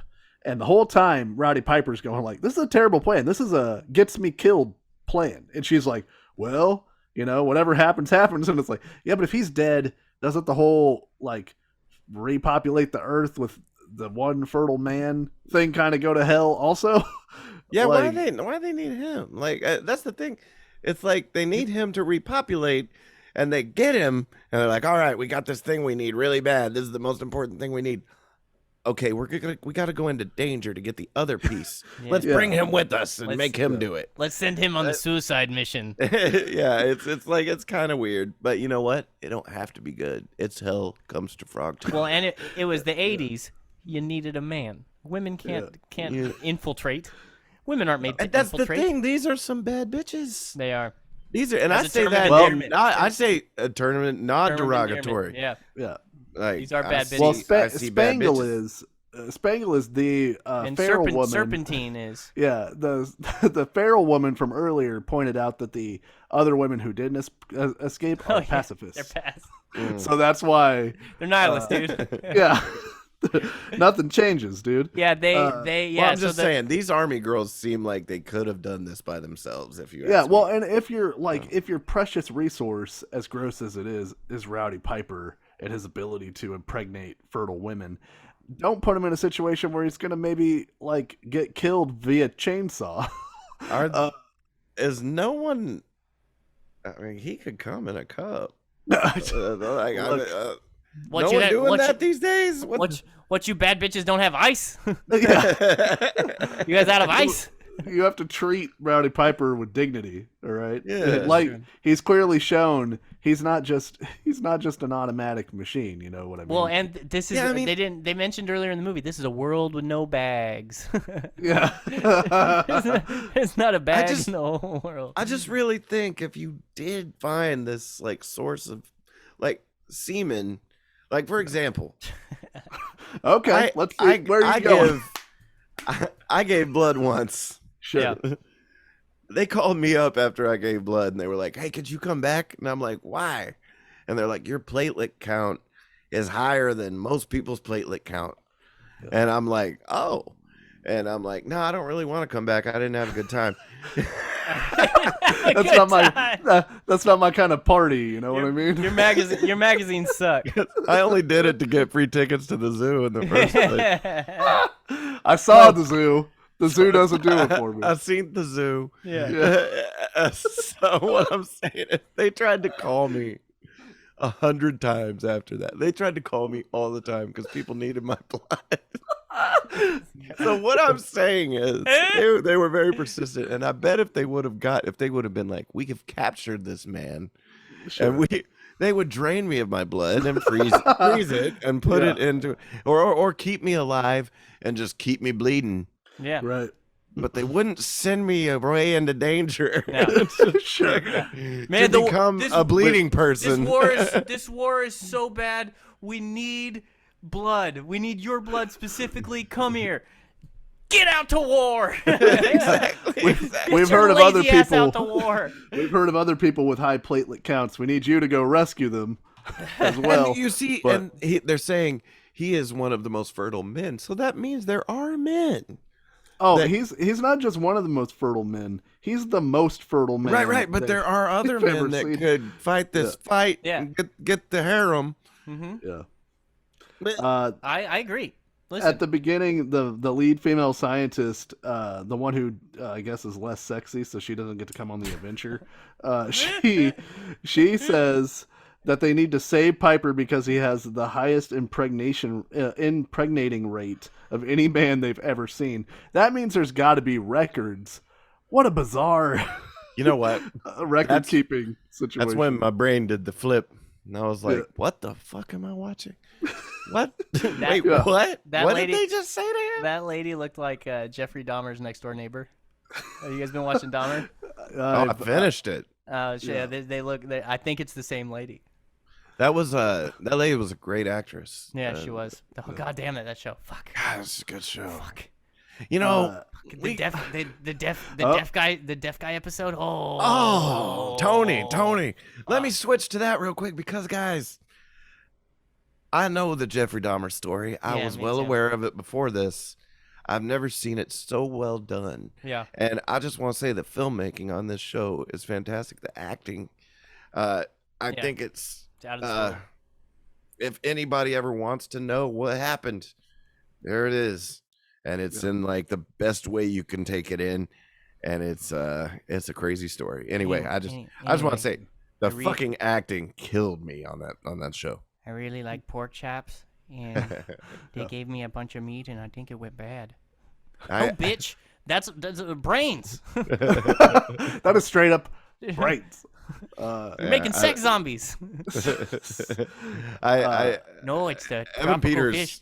I got tropical dude. fish in there. He Dude, totally I have a friend. We'll get right back to Hell Comes to Frogtown. I have a friend who, like, years ago, I was like, look, let's say his name is Jerry, right? I was talking to my friends, and I was like, hey, you guys know Jerry? They're like, yeah, we know Jerry. I'm in a band with Jerry. I'm like, all right, yeah, whatever. And I'm like, you ever realize Jerry kind of talks like a sociopath? And they're like, what are you talking about? I'm like, hey, watch Jeffrey Dahmer talk. And then think about Jerry. And they're like, oh, yeah. So I watched Dahmer the other day. This guy could be doing an impression of the guy of Jerry. Wow. Like, I haven't told Jerry. Yeah. I'm not going to tell Jerry. He scares me. He lives in the mountains, has a lot of guns. Oh, one of those guys. Yeah, he reminds me of Jerry. Do I know Jerry? Yeah, I'll tell you who Jerry is. Okay. I love that. I'll tell you when we're not on here. Yeah. Tell you all about old Jerry. Yeah. In case Jerry listens. Yeah. I hope Jerry's not listening. Jerry, if you're listening, buddy, Andrew's gonna call you, and you can write his name off the list. I heard you guys. I heard you guys. You can sit back and put your lipstick on, and I think I know who Jerry is, by the way. I heard you guys on that sexy podcast you did. Yeah. That really horny podcast you did. You said that I talked like a sociopath. You didn't think I knew I was Jerry? You didn't change my name, you fucking asshole. You didn't think I'd listen to that? Hell Comes to Frogtown's my favorite movie. It's my absolute fantasy to be able to have sex with any woman I want. That's why I do what I do. The only shame was they were alive. What does that mean? I don't know. They were alive and breathing, and then he backs into a bush. There's a subplot in this movie that gets introduced oddly, which is there's a subplot in this movie? Yeah, I guess as screenwriting goes, our A story is Roddy Piper has to re-impregnate the Earth. Yeah. Right? Yeah. Our B story is someone is selling guns to Frogtown. Because as part of the treaty with Frogtown, apparently bipedal amphibians are not allowed to own guns. They fucking shouldn't be allowed. Sure. And yet, frogs with guns are getting into Frogtown. Because at the beginning, we forgot, the very opening scene of this movie is some dude in the wasteland looking like a sand person. And he's, he just looks like one of the warrior gang members. Porno warriors at the beginning. Porno warriors. I want to make porno warriors. It's one of those guys where I like the whole time I'm like, do I know this guy from somewhere? But I don't. He just kind of looks like any guy. Yeah. And he turns around. He found like a carburetor in the dirt or something. And then he turns around and he's like, greenies aren't supposed to have guns. And the fucking frog blows him away. And later, so plot B, if you're trying to keep track, plot A, Roddy Piper's has to impregnate every woman. Plot B, guns are in Frogtown and we don't know why. Plot A, banging. Yeah. Plot B, banging. Yeah. There it is. More succinctly than I could have put it. That's brilliant. That's on a t-shirt. The first Snart Marks merch. Yeah, ask me about Hell Comes to Frogtown. A, banging. B, bang bang. So when we get into the nightclub, Porno Cabana, there is a porno cabana. There is a frog. She's not a stripper, but she's like a showgirl, right? And she's just kind of dancing. It's just her, and no one's really paying attention to her. And she's the contact on the inside for Spangle and Roddy Piper. She's frog porno dancer girl from Blazing Saddles. Yeah, she's just like a can girl. Yeah, or can frog, as it were.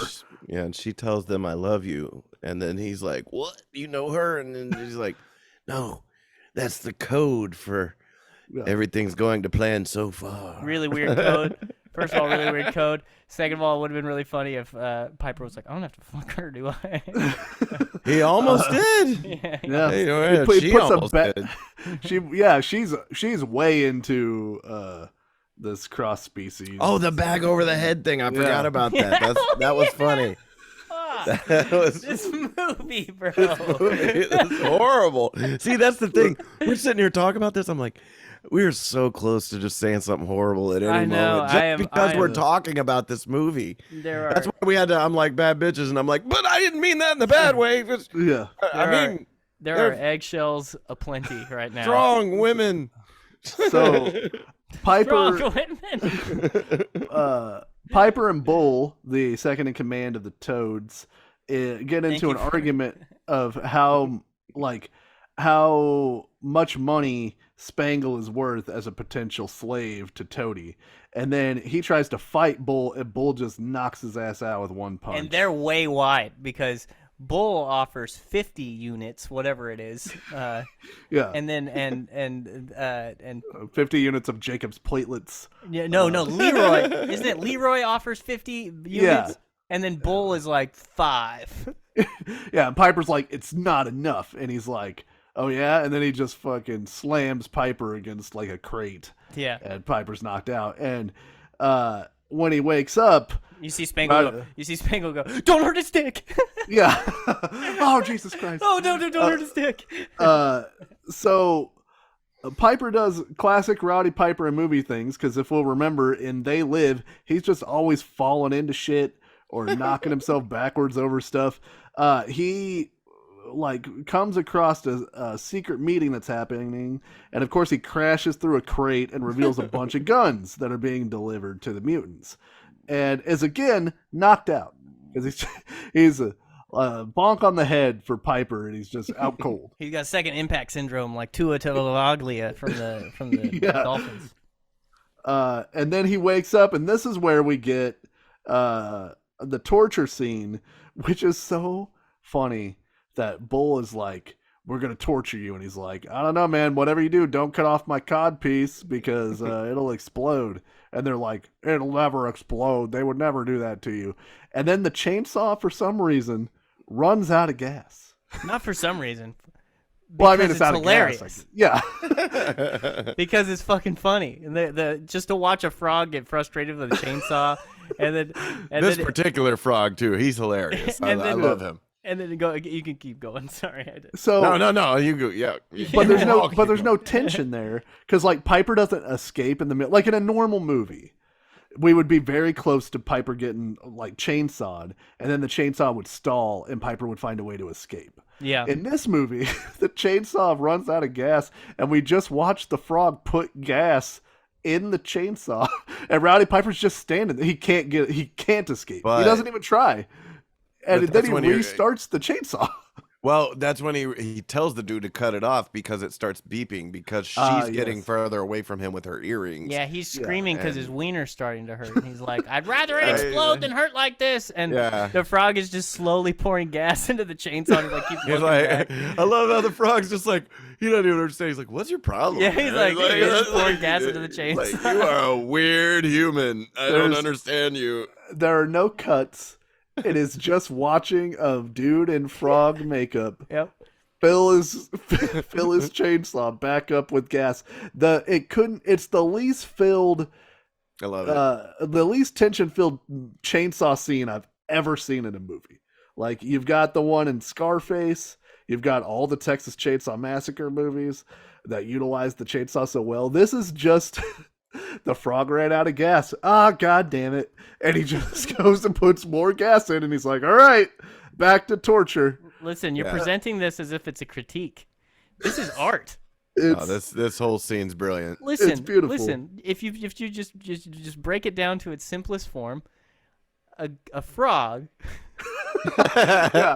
has a chainsaw, and he's trying to take a guy's cod piece off. He thinks it's going to explode when it happens, blow the guy's wiener off. The chainsaw loses gas. Frog's filling up the chainsaw. This guy's wiener starts hurting really bad. And the frog is taking his sweet ass time filling up this chainsaw. And all this guy wants is his dick to explode. So it stops hurting so much. Where are these people getting all this gas? Well, this is porno Mad Max, but they have gas. So they do. It's the opposite. I guess they figure. I guess if you were trying to rebuild society, you'd figure out how to make gas again. And you got all these cars around, might as well. I forgot a brief thing. When I went to Universal, I finally rode the Simpsons ride, and I went to Simpsons Land. And while you're in line for the Simpsons ride, they play clips from all the vacation episodes of the Simpsons. And I forgot whenever Homer gets locked up in Itchy and Scratchy Land and Marge is yelling at him, he goes, "Marge, I was a political prisoner." She goes, "Why were you a political prisoner?" And he goes, "I kicked a cartoon mouse in the butt. Do I gotta draw you a diagram?" It's just really good. Is that the same one that's Marge Simpson, we've arrested your son. We've also arrested your older, fatter son. Yes, that's and no one ruins our vacation except for me and maybe the boy. And maybe the boy, yeah. There is an intercut. So while Roddy Piper's potentially getting chainsawed or having his dick blown off, we cut to Spangle, who's like in the harem and she's on this bed, and they're like trying to get her all hot and bothered by just putting like a weird sheet over her. And and it's working. They're just like fanning her with a sheet, and she is losing her goddamn. Like she just found her kink. Yeah. Have you ever had a sheet draped over you like that by 6 girls? It is pretty nice. It is pretty nice. Me too. The 5 or 6 times that's happened to me, it's been awesome. Right. Yeah, this rang true to me. All art has to have some truth in it. This rang true to me. So Roddy Piper escapes, and while escaping, unfortunately, our beloved frog showgirl is a collateral damage in the war of Frogtown. She gets hold up. Yeah, sorry. No, I know you're doing. You keep reminding me of things. That scene. That scene where the showgirl is leading him away to try, and he's like, "Come on, we'll go together," and then she trips, and she falls into a bunch of cables or something. Yeah, she's fine, and she's like, "Go on without me." And he does. He doesn't even ask her. He's like, "You could totally get up." He's just like, "Yes, I will. See you later." Listen, I would have taken the first chance I got to get rid of that beast. So I would have left her too. Oh, this is my window. Yeah, I'm not used to having to get up with these 2 legs, and she's just like in a whole mess of cables. It was crazy too because she had the green face and the frog face. She had green hands.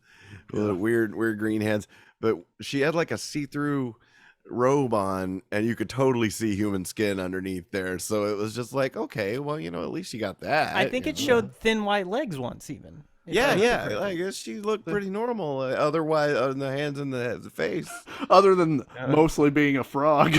No, I was about to say she might have 3 vaginas if frogs have 3 dicks. So. Showgirl dies. We mourn her, but you can't mourn forever. So Piper kills Bull with the same piece of metal that killed the showgirl frog.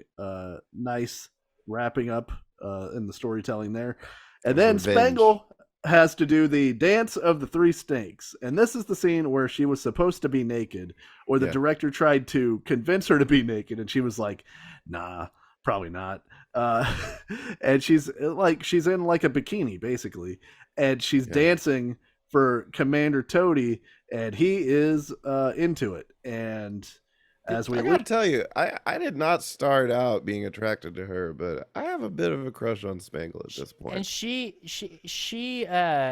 danced better than I thought she would. She was like actress wise, like I like this girl, but like the character even won me over.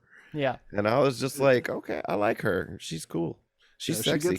She gets a couple of good jokes in here where he's like, "Dance," and she's like, "Modern or tap," or whatever, modern or ballet or something like that.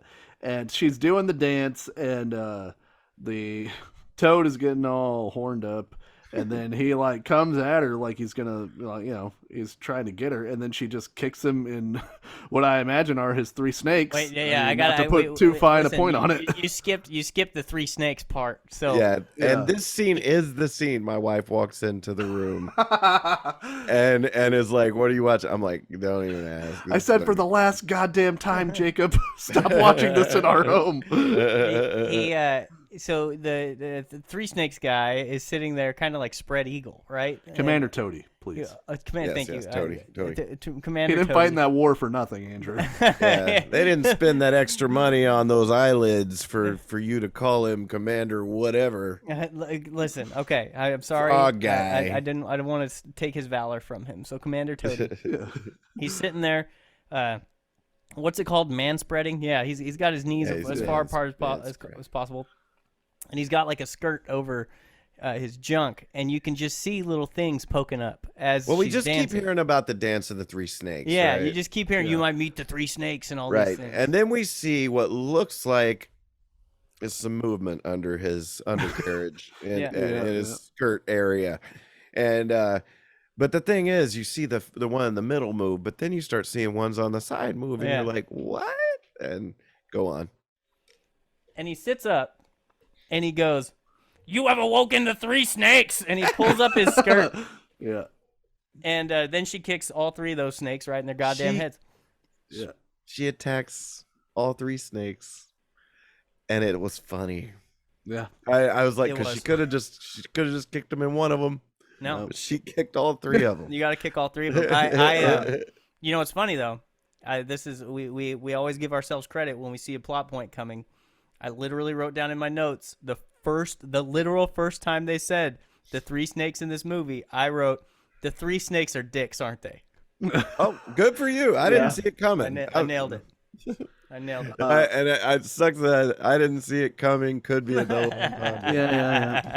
I didn't see it coming. And I didn't see it coming. So right after she kicks the tadpoles, Commander Toady, Roddy Piper comes in and he just starts straight blasting these toads with the weapons that he found. A very They Live type moment. Yes. Yeah. And then they're trying to escape and they get caught, and then Looney Tunes makes his triumphant return Han Solo style, because now it's porno Star Wars. The Rogue has returned to save the day, and he receives off-screen injuries. Like, he comes in and he's like, I'll hold him back, and then they cut, and then Roddy Piper's carrying him out of the fucking underground tunnel or whatever, and he's all beat up, and you're like, well, what the hell happened? He's like, God damn it, I forgot I'm old. Oh. Yeah. Did you guys see him get shot or whatever? No. Because okay, good. Because I was like, oh, did I look down? I didn't. Yeah. So I'm like, okay, so this movie's got to be like pert near wrapping up, you know? And they get in the back of the car, and they've got the girls from the harem, and now they're surrounding Looney Tunes, and one of them has their hand behind his head, and she pulls her hand out, and her hand's covered in blood. And this is right after, like, so Piper and the blonde lady, what's her name again? Spangle.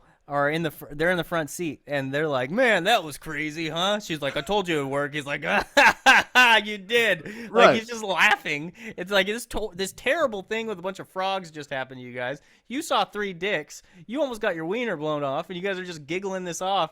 And then it's like, hey, by the way, the old man's dead. Well, she pulls her hand out, and it's covered in blood, head blood, worst kind of blood. Yeah, you got all that head blood. You don't want that head blood. Yeah. That blood's supposed to be in your head. And if only that Cotner guy would have called us back, the guy with the platelets. And so Piper gets to come back, and he's like, hey, just remember all the crazy times and he just dies in the back. It's the best last line. He's sitting there. He's laying in the back seat, and he's being caressed by all these beautiful women and fucking Roddy Piper, which is Dusty's dream death. But hey, don't kink shame me. He's right? he's laying there, and like you could tell, he's like laying, and he's like, I had a good life, whatever, and he's like. He like takes a second. He like looks around for a second. I'm laying down on my chair, so everybody knows. I see it. And he's like looking around. He looks at all the women, and he goes, "Man, I sure wish heaven's like." And then he died. Yeah, he should have just like, been. I hope heaven's just like. Yeah. I wish more of my head blood were still inside my head.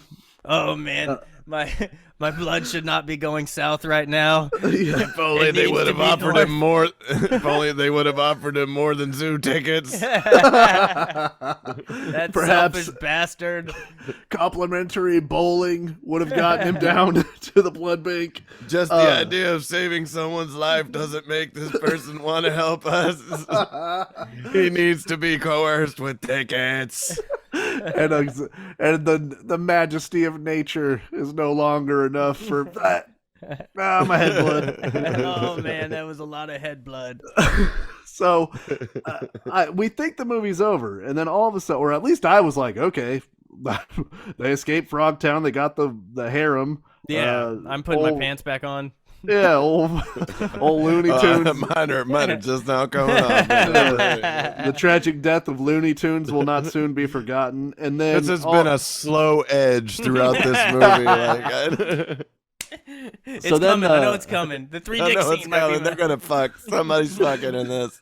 We get the reveal of the arms dealer. The arms dealer shows up, starts blasting Sam Hell's vehicle with all the women in it. So he hasn't. Yeah, so they have to get out of the car, and Sam Hell's like, I gotta go take care of this thing. And then it's revealed that it's the dad of the girl from the beginning of the movie, who hates Roddy Piper's character. And he's got a real Jordan Peterson kind of outlook. He's a little early. It's like, there's too many broads running things these days. They got us by the short and curlies. He's like, I only eat beef. I'm addicted to Klonopin. That's my Jordan Peterson. I must say, when this dude showed back up, so much had happened since the beginning of the movie. That happened to me too. That I was like, who is this guy again? At first, I was like, I'm supposed to know who this fucking guy is. I was like, who's he fucking? I recognized him because in the beginning, I was like, that looks like a guy that's in a thing that I know, but he's not. And then I did it again. I'm like, oh, there's that guy that looks like that. Oh, what was he in the beginning? I don't even remember. Yeah. And so luckily I didn't care because so much crazy shit happens in this movie that we forget the implied assault that occurred. I completely forget. Yeah, only an hour ago. It was gone. Yeah, this guy sucks, and he's like, I will say, with your only an hour ago, I will say at this point, I looked at the time expecting only half the movie to be gone by, because that's usually how bad movies work. Right. It's the motherfucker is an hour and a half long. You feel like you've been sitting down for 2 hours. You push pause, and it's been on for 45 minutes. Yeah. And this time, and you go, what the fuck did they possibly do for 45 more minutes? Exactly. How But much this more time, could there be? I paused it and there was like 23 minutes left, and I was like, that's a movie. Keep on going. Okay, it's like They Live. How They Live suddenly, it's like, oh shit, it's over. It's almost right. over. It's just like, hey, you paid your ticket. Get out of here. Yeah. So Sam Hell is like telling the woman, the pacifist behind him, like, give me my sword. He's gonna fucking kill us if you don't give me the sword. And she's like, I'm a pacifist. And she's like, we're all gonna die if you don't give me that goddamn sword. Yeah. Is that what was happening there? Yeah, I didn't even get all that. She literally said, I'm passive. Yeah. Bitch, we're all gonna pass away if you don't give me that shit. I was literally like hearing different movie in my head. I think at this point, I really wanted to see a porno. I'm just like, all right. Jacob was so disappointed that he pulled out his guitar and his wah pedal, and he's trying to put porno music in the background. Oh no, it's more like I pulled out my phone. It's not 1988 anymore. So that's right. This guy's whole plan is that he sells weapons to the frogs so that he can get the uranium that the frogs have mined, so that he can build a new nuclear weapon. And apparently, I guess, kill all the ladies that are in charge. Who cares? Who cares? And then, but is that what was happening? Yeah. That's look, man. Now, when you watch it a second time, it'll be fresh to you. This is what I love. This is why this Dusty is perfect for this podcast, because he does this for the parts of wrestling shows that I just can't be bothered to care about. Dusty's like, so he hits a power bomb, then there's a switch, there's a hot tag. I'm like, you fucking remember all that? You wrote this shit down? Thank you. You know what, and Dusty? What? Oftentimes I would say, oh, I'll never watch this shit again. Right. But I will watch this shit. I will. And you'll be equally disappointed at the lack of nudity. Yeah. Like, I thought I remembered more. Yeah. Really, I'm good. I had fun. This movie's fun. So, go ahead. Sam Hell mortally wounds our guy with the sword. And then he has to go, like, track him down. And then he thinks he's dead, but he does a real bad job of, like, checking the body to be sure. He's like, nah, looks dead enough to me.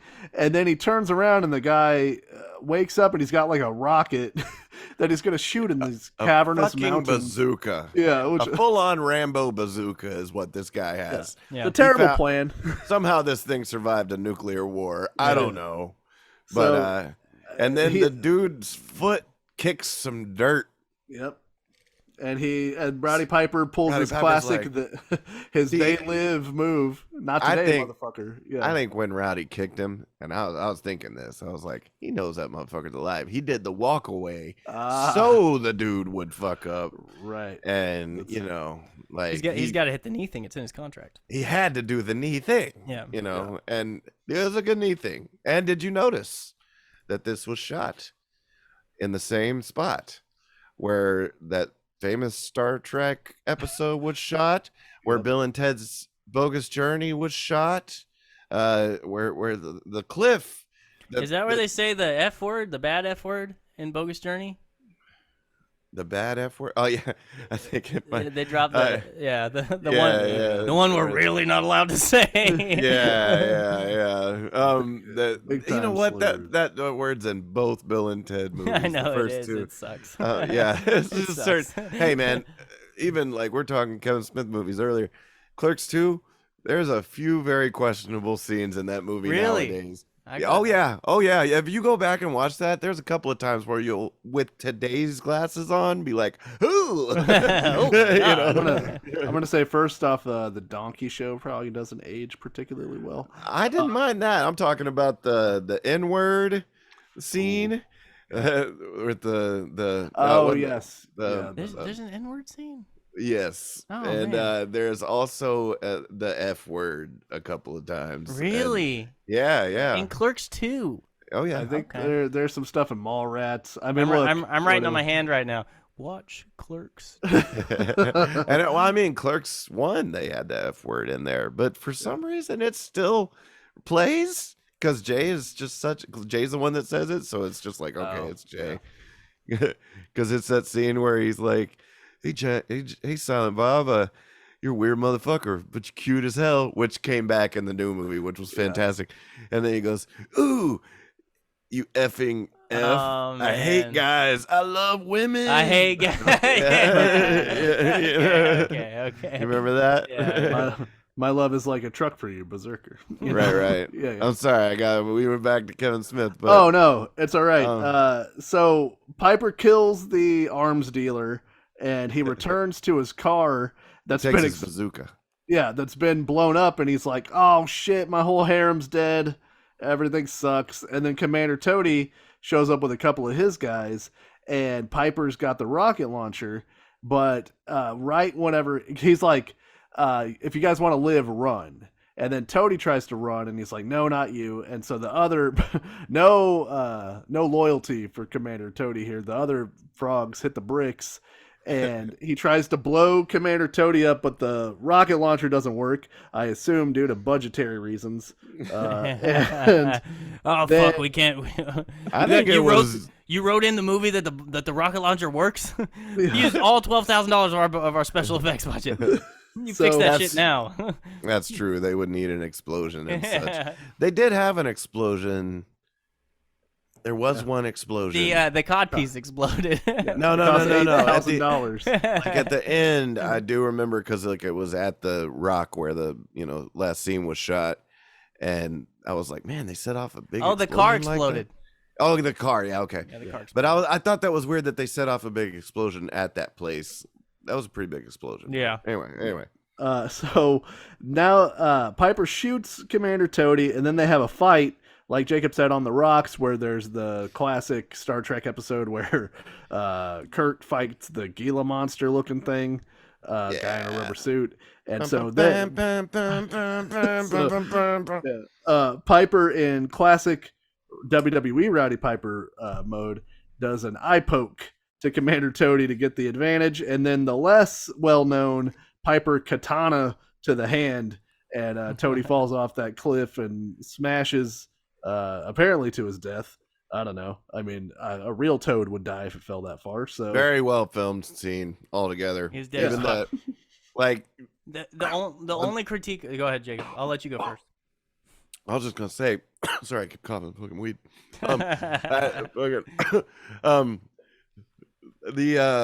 The makeup, or not the makeup, it's a mask, but like it looks alive when he's alive, but then when he falls and dies, it really did look dead.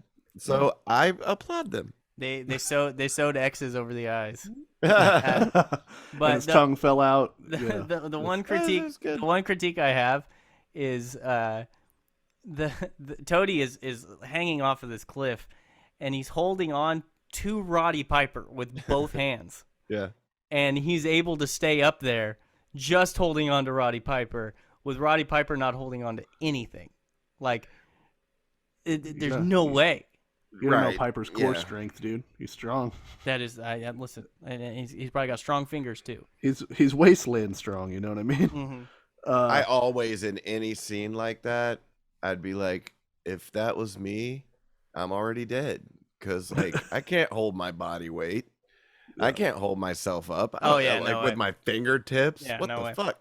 All these people doing this. Even Macaulay Culkin in The Good Son. He's all just like, oh, help me. You know, and I'm just like, how's he even doing that? I'd be like, immediately dead. After Commander Toady is defeated, it's revealed that the harem and Spangler are not dead. They were hiding behind some rocks.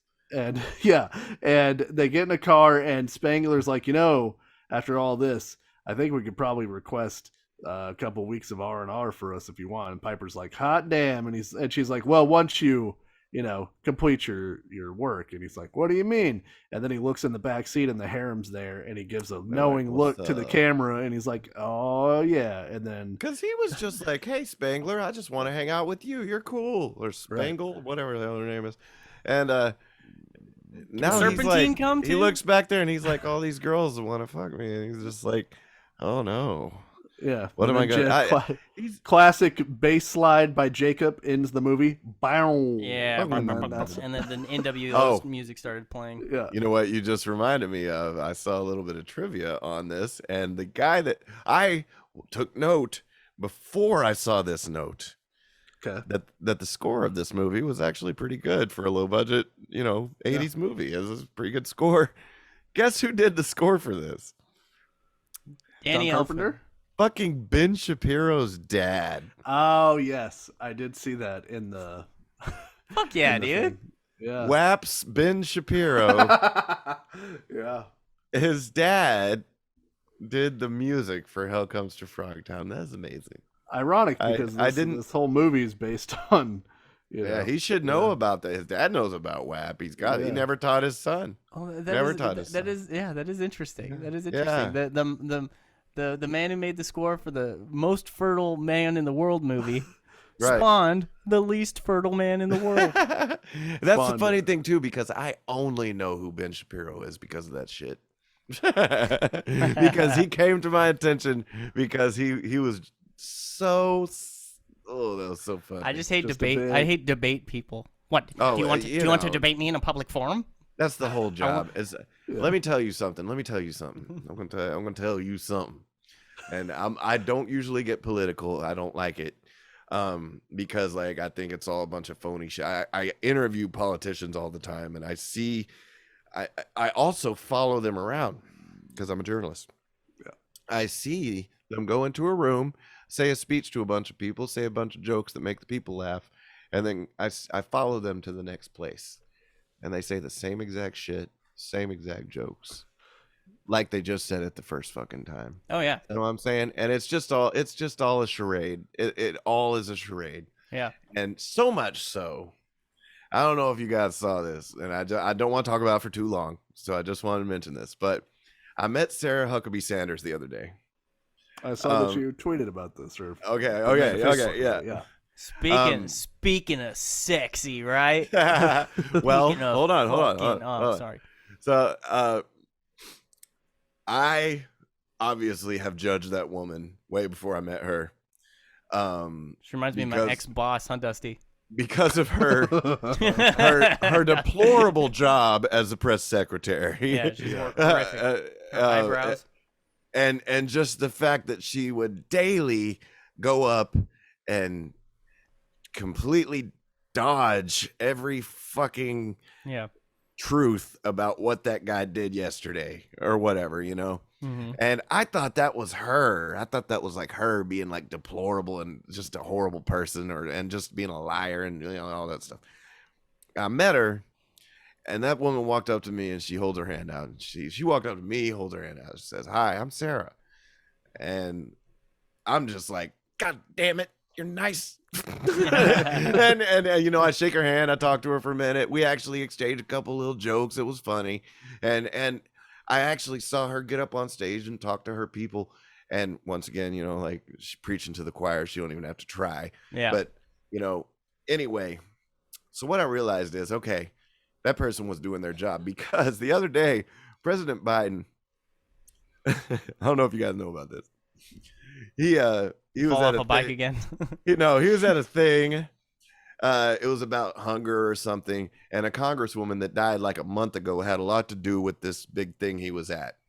And he started naming the people that were involved in it, and he named her and was like, "Where is she? Is she around here somewhere? Where is she, Jackie? Yeah. Jackie, is she around here?" Jackie Onassis. Jackie. So she had a total, or not he had a total senior moment. Yeah. And forgot that woman died. Totally. Listen, because of my job, I meet and interview possibly 1,000 people a year on a busy year.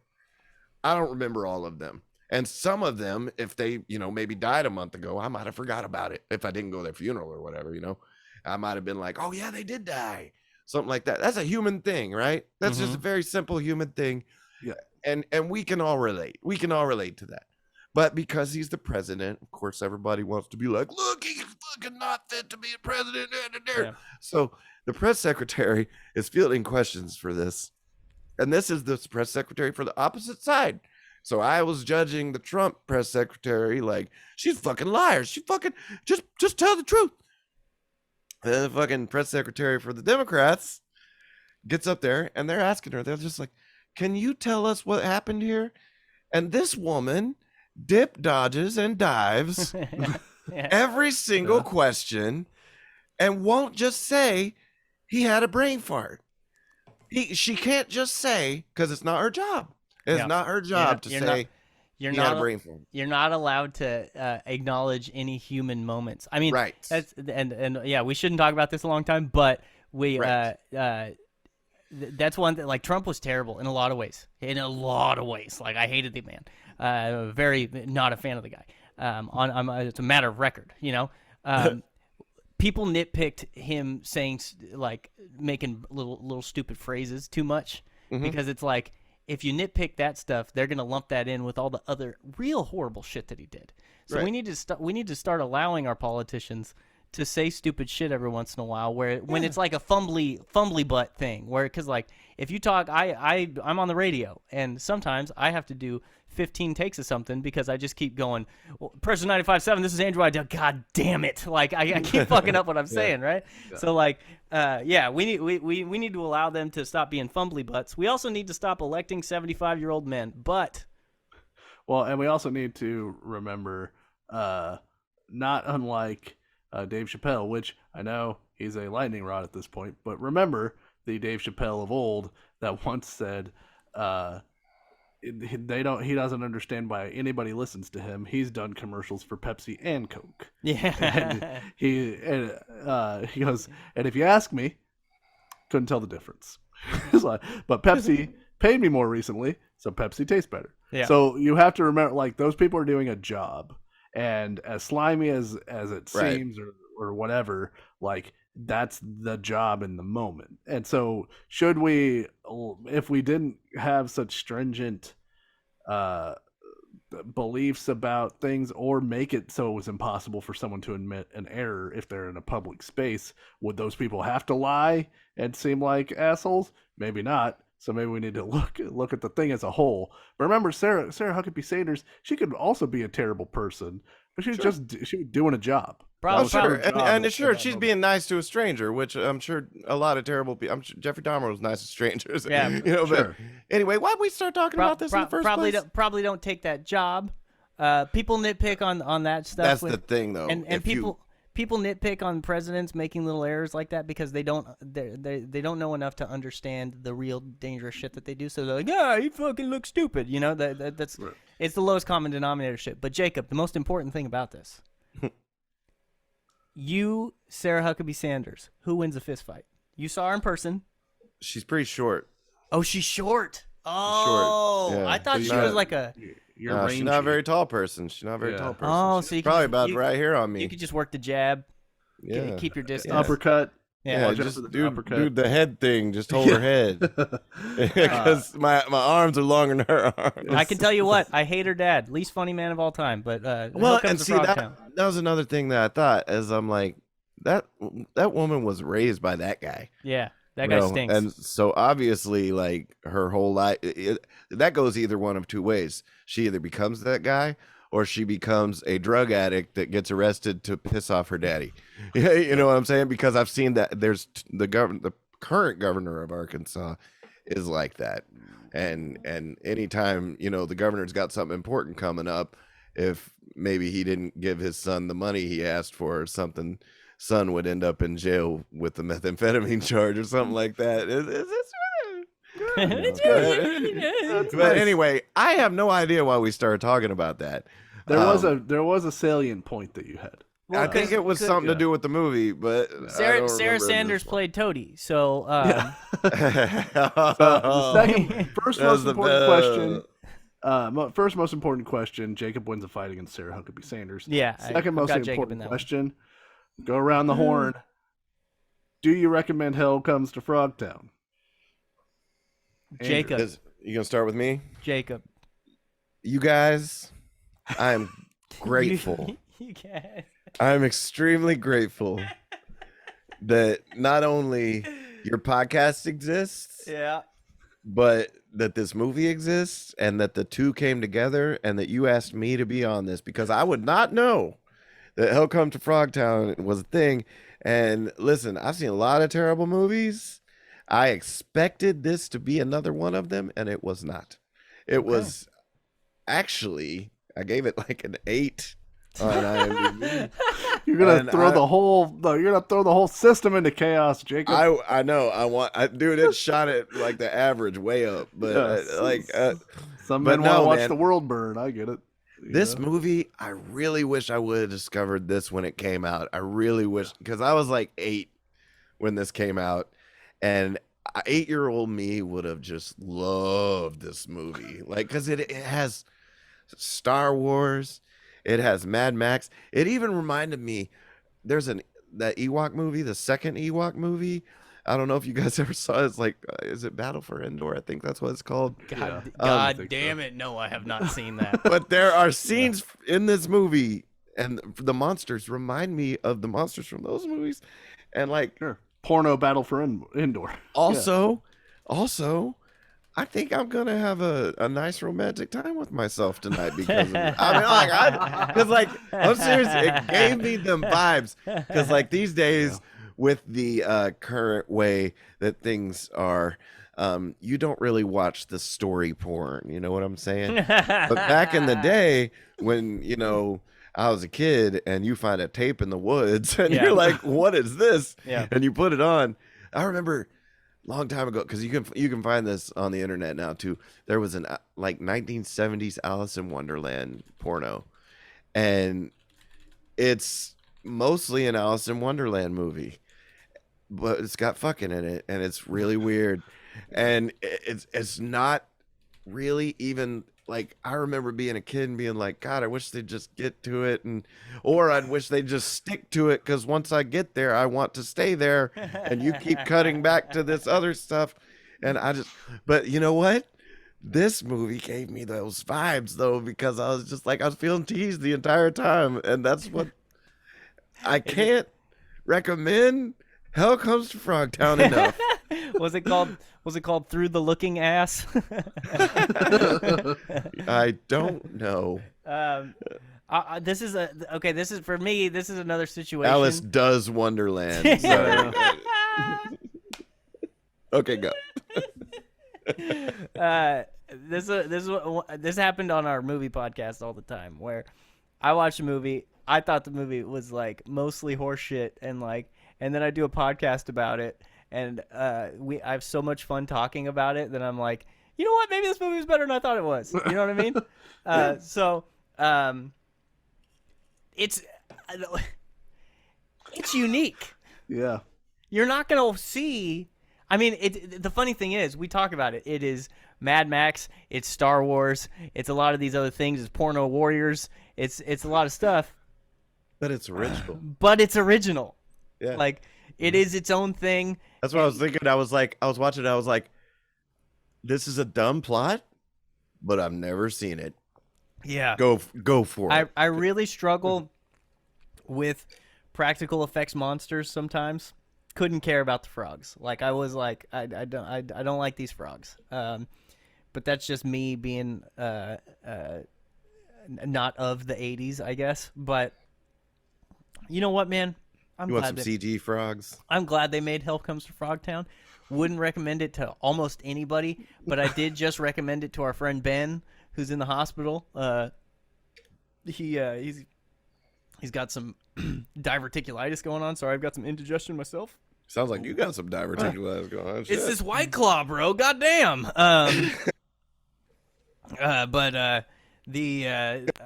Because Ben, this is a Ben movie. I gotta see totally. He'll love this. I gotta see what Ben thinks about this movie, because Ben loves these movies. They're all the two people that I would tell to watch this movie are Jacob and Ben. So, like, other than that, halfway there. Yeah. So that's my review. What about you, Dusty? This movie is nearly inexplicable. Like, but there, like, remarkably is some craft in the movie. Like, it is not wholly poorly made.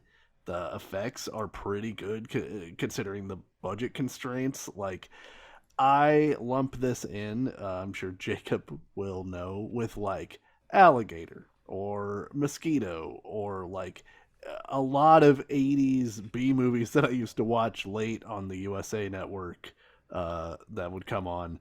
Like, it belongs completely in there. It's like the sister of all of the frat house 80s movies, like Ski School or Bikini Ski Patrol or whatever. Like, it's like that, but in the desert. It's like what is that movie about the nerd who gets we did it on the podcast, the nerd, they poured toxic waste on him. Toxic Avenger. This is Toxic Avenger meets Porky's. Yeah, it's bizarre that it's completely original in its idea of like mutant frogs. Dusty, is there an air raid happening over your house? Oh, we live by an airport. Yeah, I was about to say, man. When you looked at the house, did they only show it to you at certain times? No, dude, it's like I work like you got to come between 2 and 4 a.m. I work like 3 miles away, and sometimes I'll go across the street and get lunch, and a jet will just fly over, and I'll be like, God damn, it's loud out here, dude. Like, you can't tell. So, I don't know that I'll ever watch Hell Comes to Frogtown again. Did I hate watching it? I've had way worse times watching movies that are supposed to be way better than this movie. Oh yeah, the snowman. Go fuck yourself. Yeah, the Black Dahlia by who directed Scarface? Jacob. Oh, Brian De Palma. That movie. The Black Dahlia is a terrible movie. Scarface kind of sucks. I'd watch Hell Comes to Frogtown before I'd watch Scarface again. Too goddamn long, and both of them have chainsaws in it. So that is true. if you haven't seen Hell Comes to Frogtown, and it seems like the kind of it's the exact thing that you think you'll be into if you think you'll be into it. If you listen to this and you think that doesn't sound like it's for me, then it's not. If you think it is, then it will be. Imagine not knowing anything about Hell Comes to Frogtown and then listening to this podcast. Yeah. Wow, yeah. There's a frog with three snakes for dicks.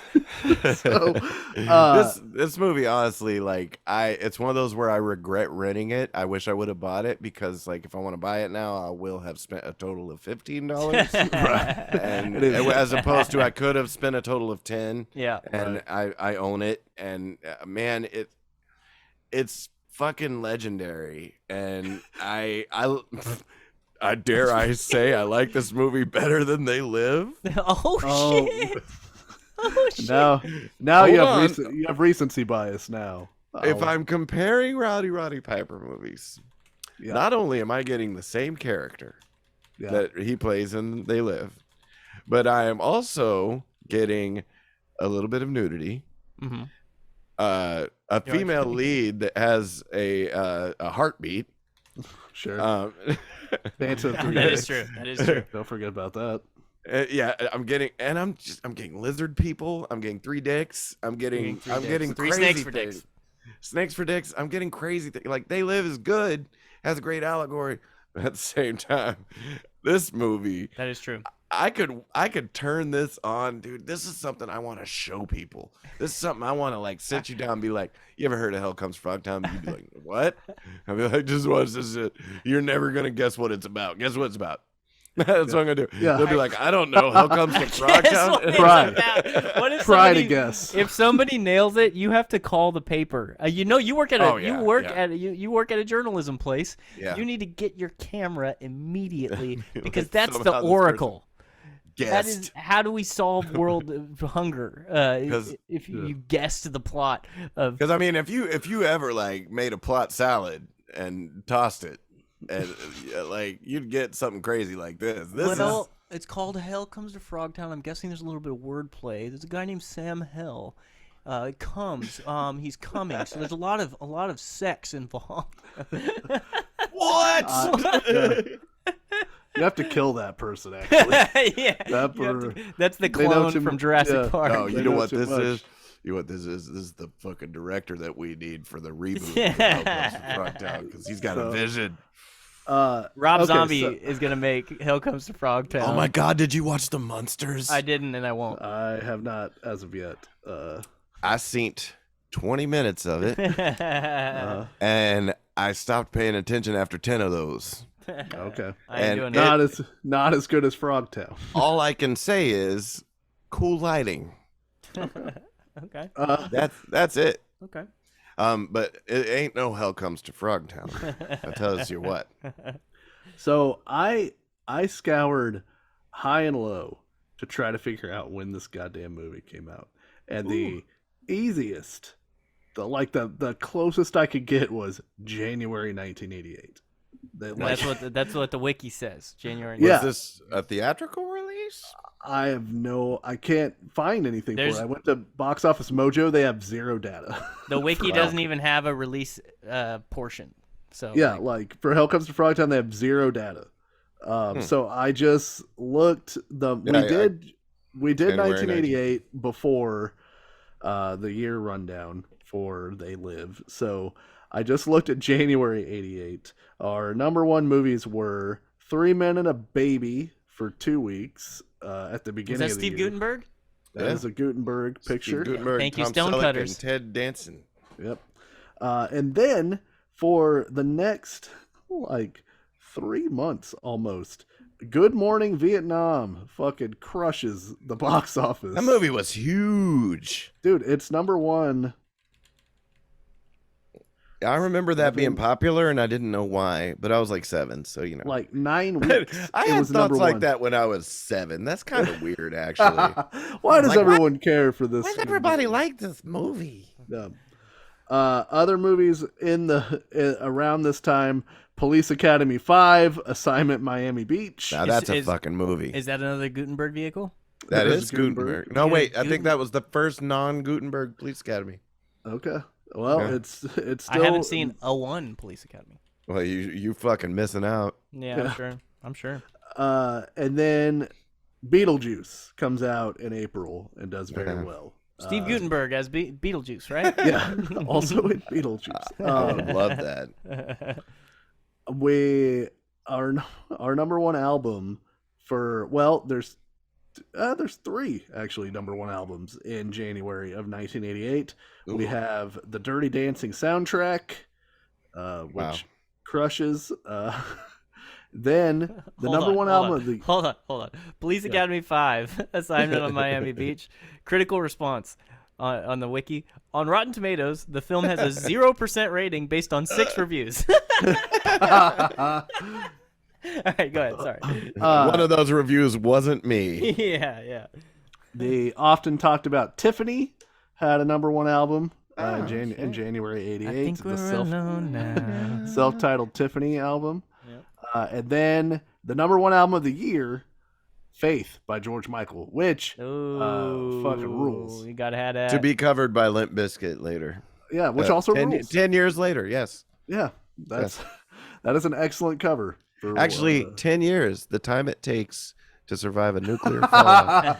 To survive a nuclear holocaust. That's how long it takes for Faith to get covered by Limp Bizkit. That's how long it takes for the frogs to take over. For there to be a nuclear holocaust, for there to be frog people born, mature, war with, and then make a treaty with humankind. Open bars. Yeah, 10 years. The Rip it. There it is. I think the MVP of this movie, Sandahl Bergman, is Spangle in Hell Comes to Frogtown. She's in a ton of shit. I saw that, yeah. Yeah, she was in Conan the Barbarian. She was in Airplane 2. She was. If you look at her, you see like she's in these movies, but if you look at who she plays, it's like Waitress 1, and stuff like that. In Xanadu, she's Muse number 1. There you go. She was also in Red Sonja. Of interest to you, Jacob, I'm sure she was in 2 episodes of a TV show called Freddy's Nightmares. Ooh. From 1990. That's also available on Tubi. I saw it when I checked out Tubi. I never got to see that show, so I'm excited to check it out on Tubi. She was in Candyland with a K, where she played a character named Harlow Divine. Fuck yeah, dude. I'm sure that was good. Yeah. She was on an episode of Knight Rider. Pretty dope. Yeah. You know, Spike Lee's remaking that. It's Candyland. Nice. Well done. Cease Verrill, who plays Serperella or whatever. Her fucking name is Verrill. Yeah. Well, I think so. Verrell. Yeah, she's Verrill. You know what I mean? No, it's Varel. It's probably Varel, but she had a nice tan. She did have a nice tan. Yeah. She was on an episode of Murder, She Wrote, an episode of the X-Files. She was also on an episode of Mantis. For those familiar with Mantis, yeah. Mantis. Oh, bringing it out. She did a whole bunch of stuff. She was on ER for one episode, Wings for an episode.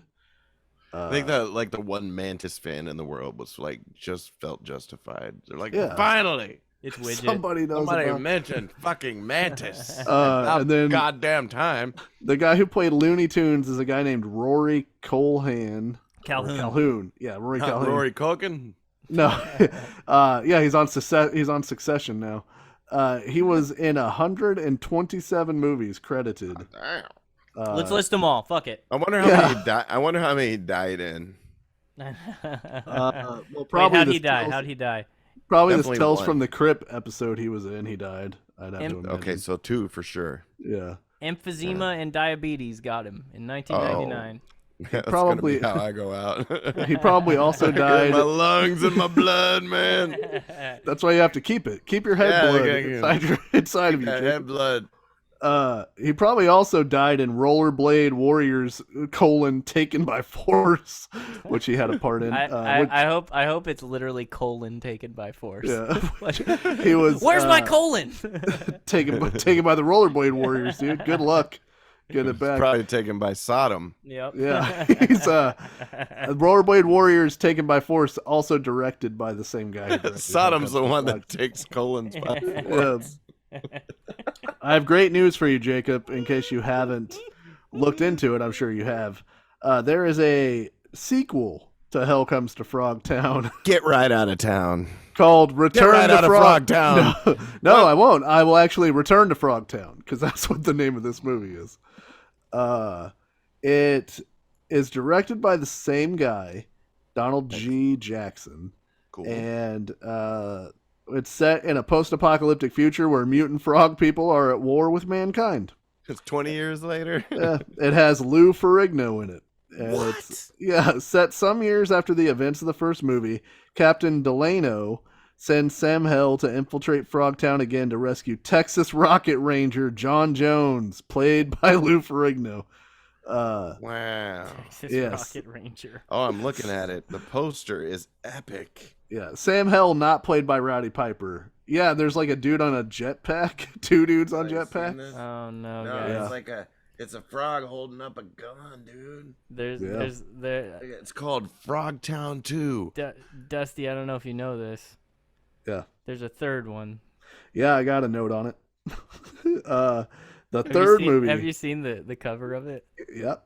In this esteemed trilogy is Max Hell. Oh, Frog Warrior. Frog Warrior, bro. Starring a guy named Scott Shaw. It's the porniest cover I've ever seen in my life. Look at this. Yeah, that's the one. Okay, guys. Okay, hold on. Hold on. I know that these movies... Well, is Lou Ferrigno a wrestler? I know they don't have a wrestler in them. But hear me out. Yeah. I've got an idea.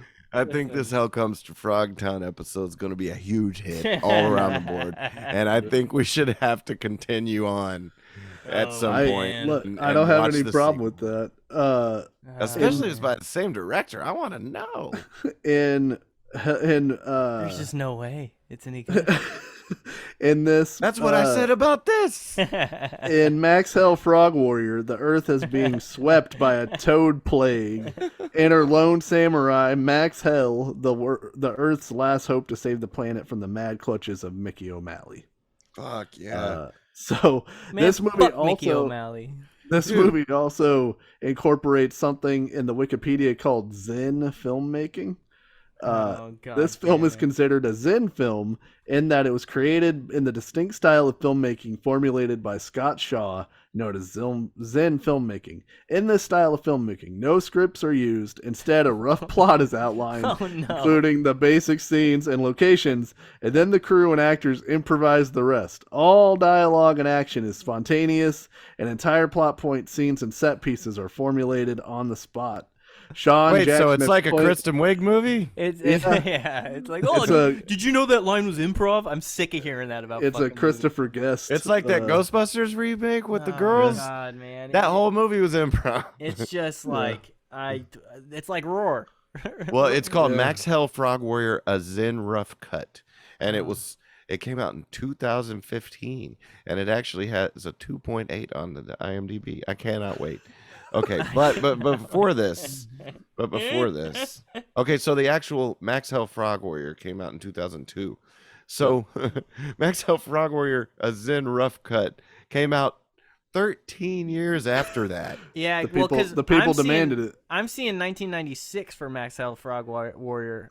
Is that like the Snyder cut of? Oh wow, dude, that's. Wait, hold on, 1996 is a movie called Toad Warrior. Okay? Yeah, so there's Max Hell Frog Warrior, also known as Toad Warrior, in 1996. Oh, man, this is all messed up. Yeah. Okay, so that might have been a different release since they retitled it and re-released it. They might have done that. Yeah, so I think Toad Warrior... It definitely means it's good. I think 1996 is Toad Warrior, which they have re-released twice, it seems. is going to be a real hit. And but before that, Frogtown 2, we got to get a hold of this. Oh shit. 1992, the film, Frogtown 2. The film Max Hell Frog Warrior stars Scott Shaw, Joe Estevez. It is Emilio's Uncle Joe. Oh my God. The brother of Martin Sheen. He looks like Emilio Estevez in old man costume. Look at this motherfucker. Look at him. Oh my God. That's Emilio Estevez dressed up like bad grandpa. That's very funny, Andrew. That is very funny. Oh man. Guys, I think we have struck gold. And I think Frogtown 2 should be in our future. I'm just saying. We might be a wrestling / Frogtown podcast. For the rest of humanity. Until the nuclear war that eventually takes us down. In 10 years. Yeah. If we can find a way to watch Return to Frogtown, I'm up for it. Yeah. You know, figure it out. There's a versions thing for Max Hell Frog Warrior. An early cut received an unofficial release from distributors who obtained a master copy of the film. A filmmaker-approved version appeared in 2002 under the name Max Hell Frog Warrior. A third version, truncated to 30 minutes, was assembled by Scott Shaw and released as Max Hell and Frogtown, a Zen speed flick. A fourth version, re-envisioned in the style of a 1920s silent films, was released as Max Hell Frog Warrior, a Zen silent flick. Okay, so is each of those an episode, or is we lump them all in? I don't know. We gotta figure that out. Let's just figure out how to watch part 2. Frogtown 2: Return to Frogtown is on YouTube. It looks like. Yeah, hour and 29 minutes. Oh my God! I'm very excited about this. It can't be our next. It can't be our next episode because people will drive our podcast into the ground. Oh, we'll get around to it. But we'll do it. We'll do it in the next. We'll do it in the next 2 months. I'm gonna have to watch this first one a few more times. Really get into it. So I loved it with your red light on. You got to show Ashley. Tell me what she thinks. Yeah. All right. Thank you everyone for listening. We appreciate everything. Thank you, Jacob, for coming on and illuminating us with Hell Comes to Frogtown and also your Clerks 3 takes. Yes. Do you have anything to direct the podcast listener to? Nah. Just Hell Comes to Frogtown. Yeah, just fucking go watch Hell Comes to Frogtown. Do it for Jacob. That's what he wants. I think, Andrew, next week we should watch SummerSlam 1991 in honor of me getting married. We should watch Macho Man and Miss Elizabeth get married. Listen, I'm into it. I think I saw that live. Ooh, the nuptials. It's the match made in heaven and the match made in hell, dude. The macho made in heaven. Yeah. That was a terrible joke. Hell Don't even laugh at that. Please don't. I was trying to think Macho Moni. Okay, that's pretty good. That's pretty good. That's why you're the new model. He's the upgraded. He hasn't been in Frogtown as long, you know?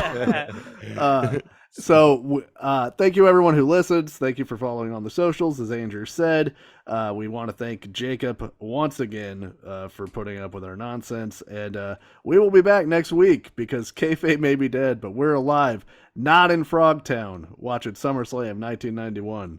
Bye, everybody. You know who else is donate dead? blood. You know who else is dead? Goddamn Toady.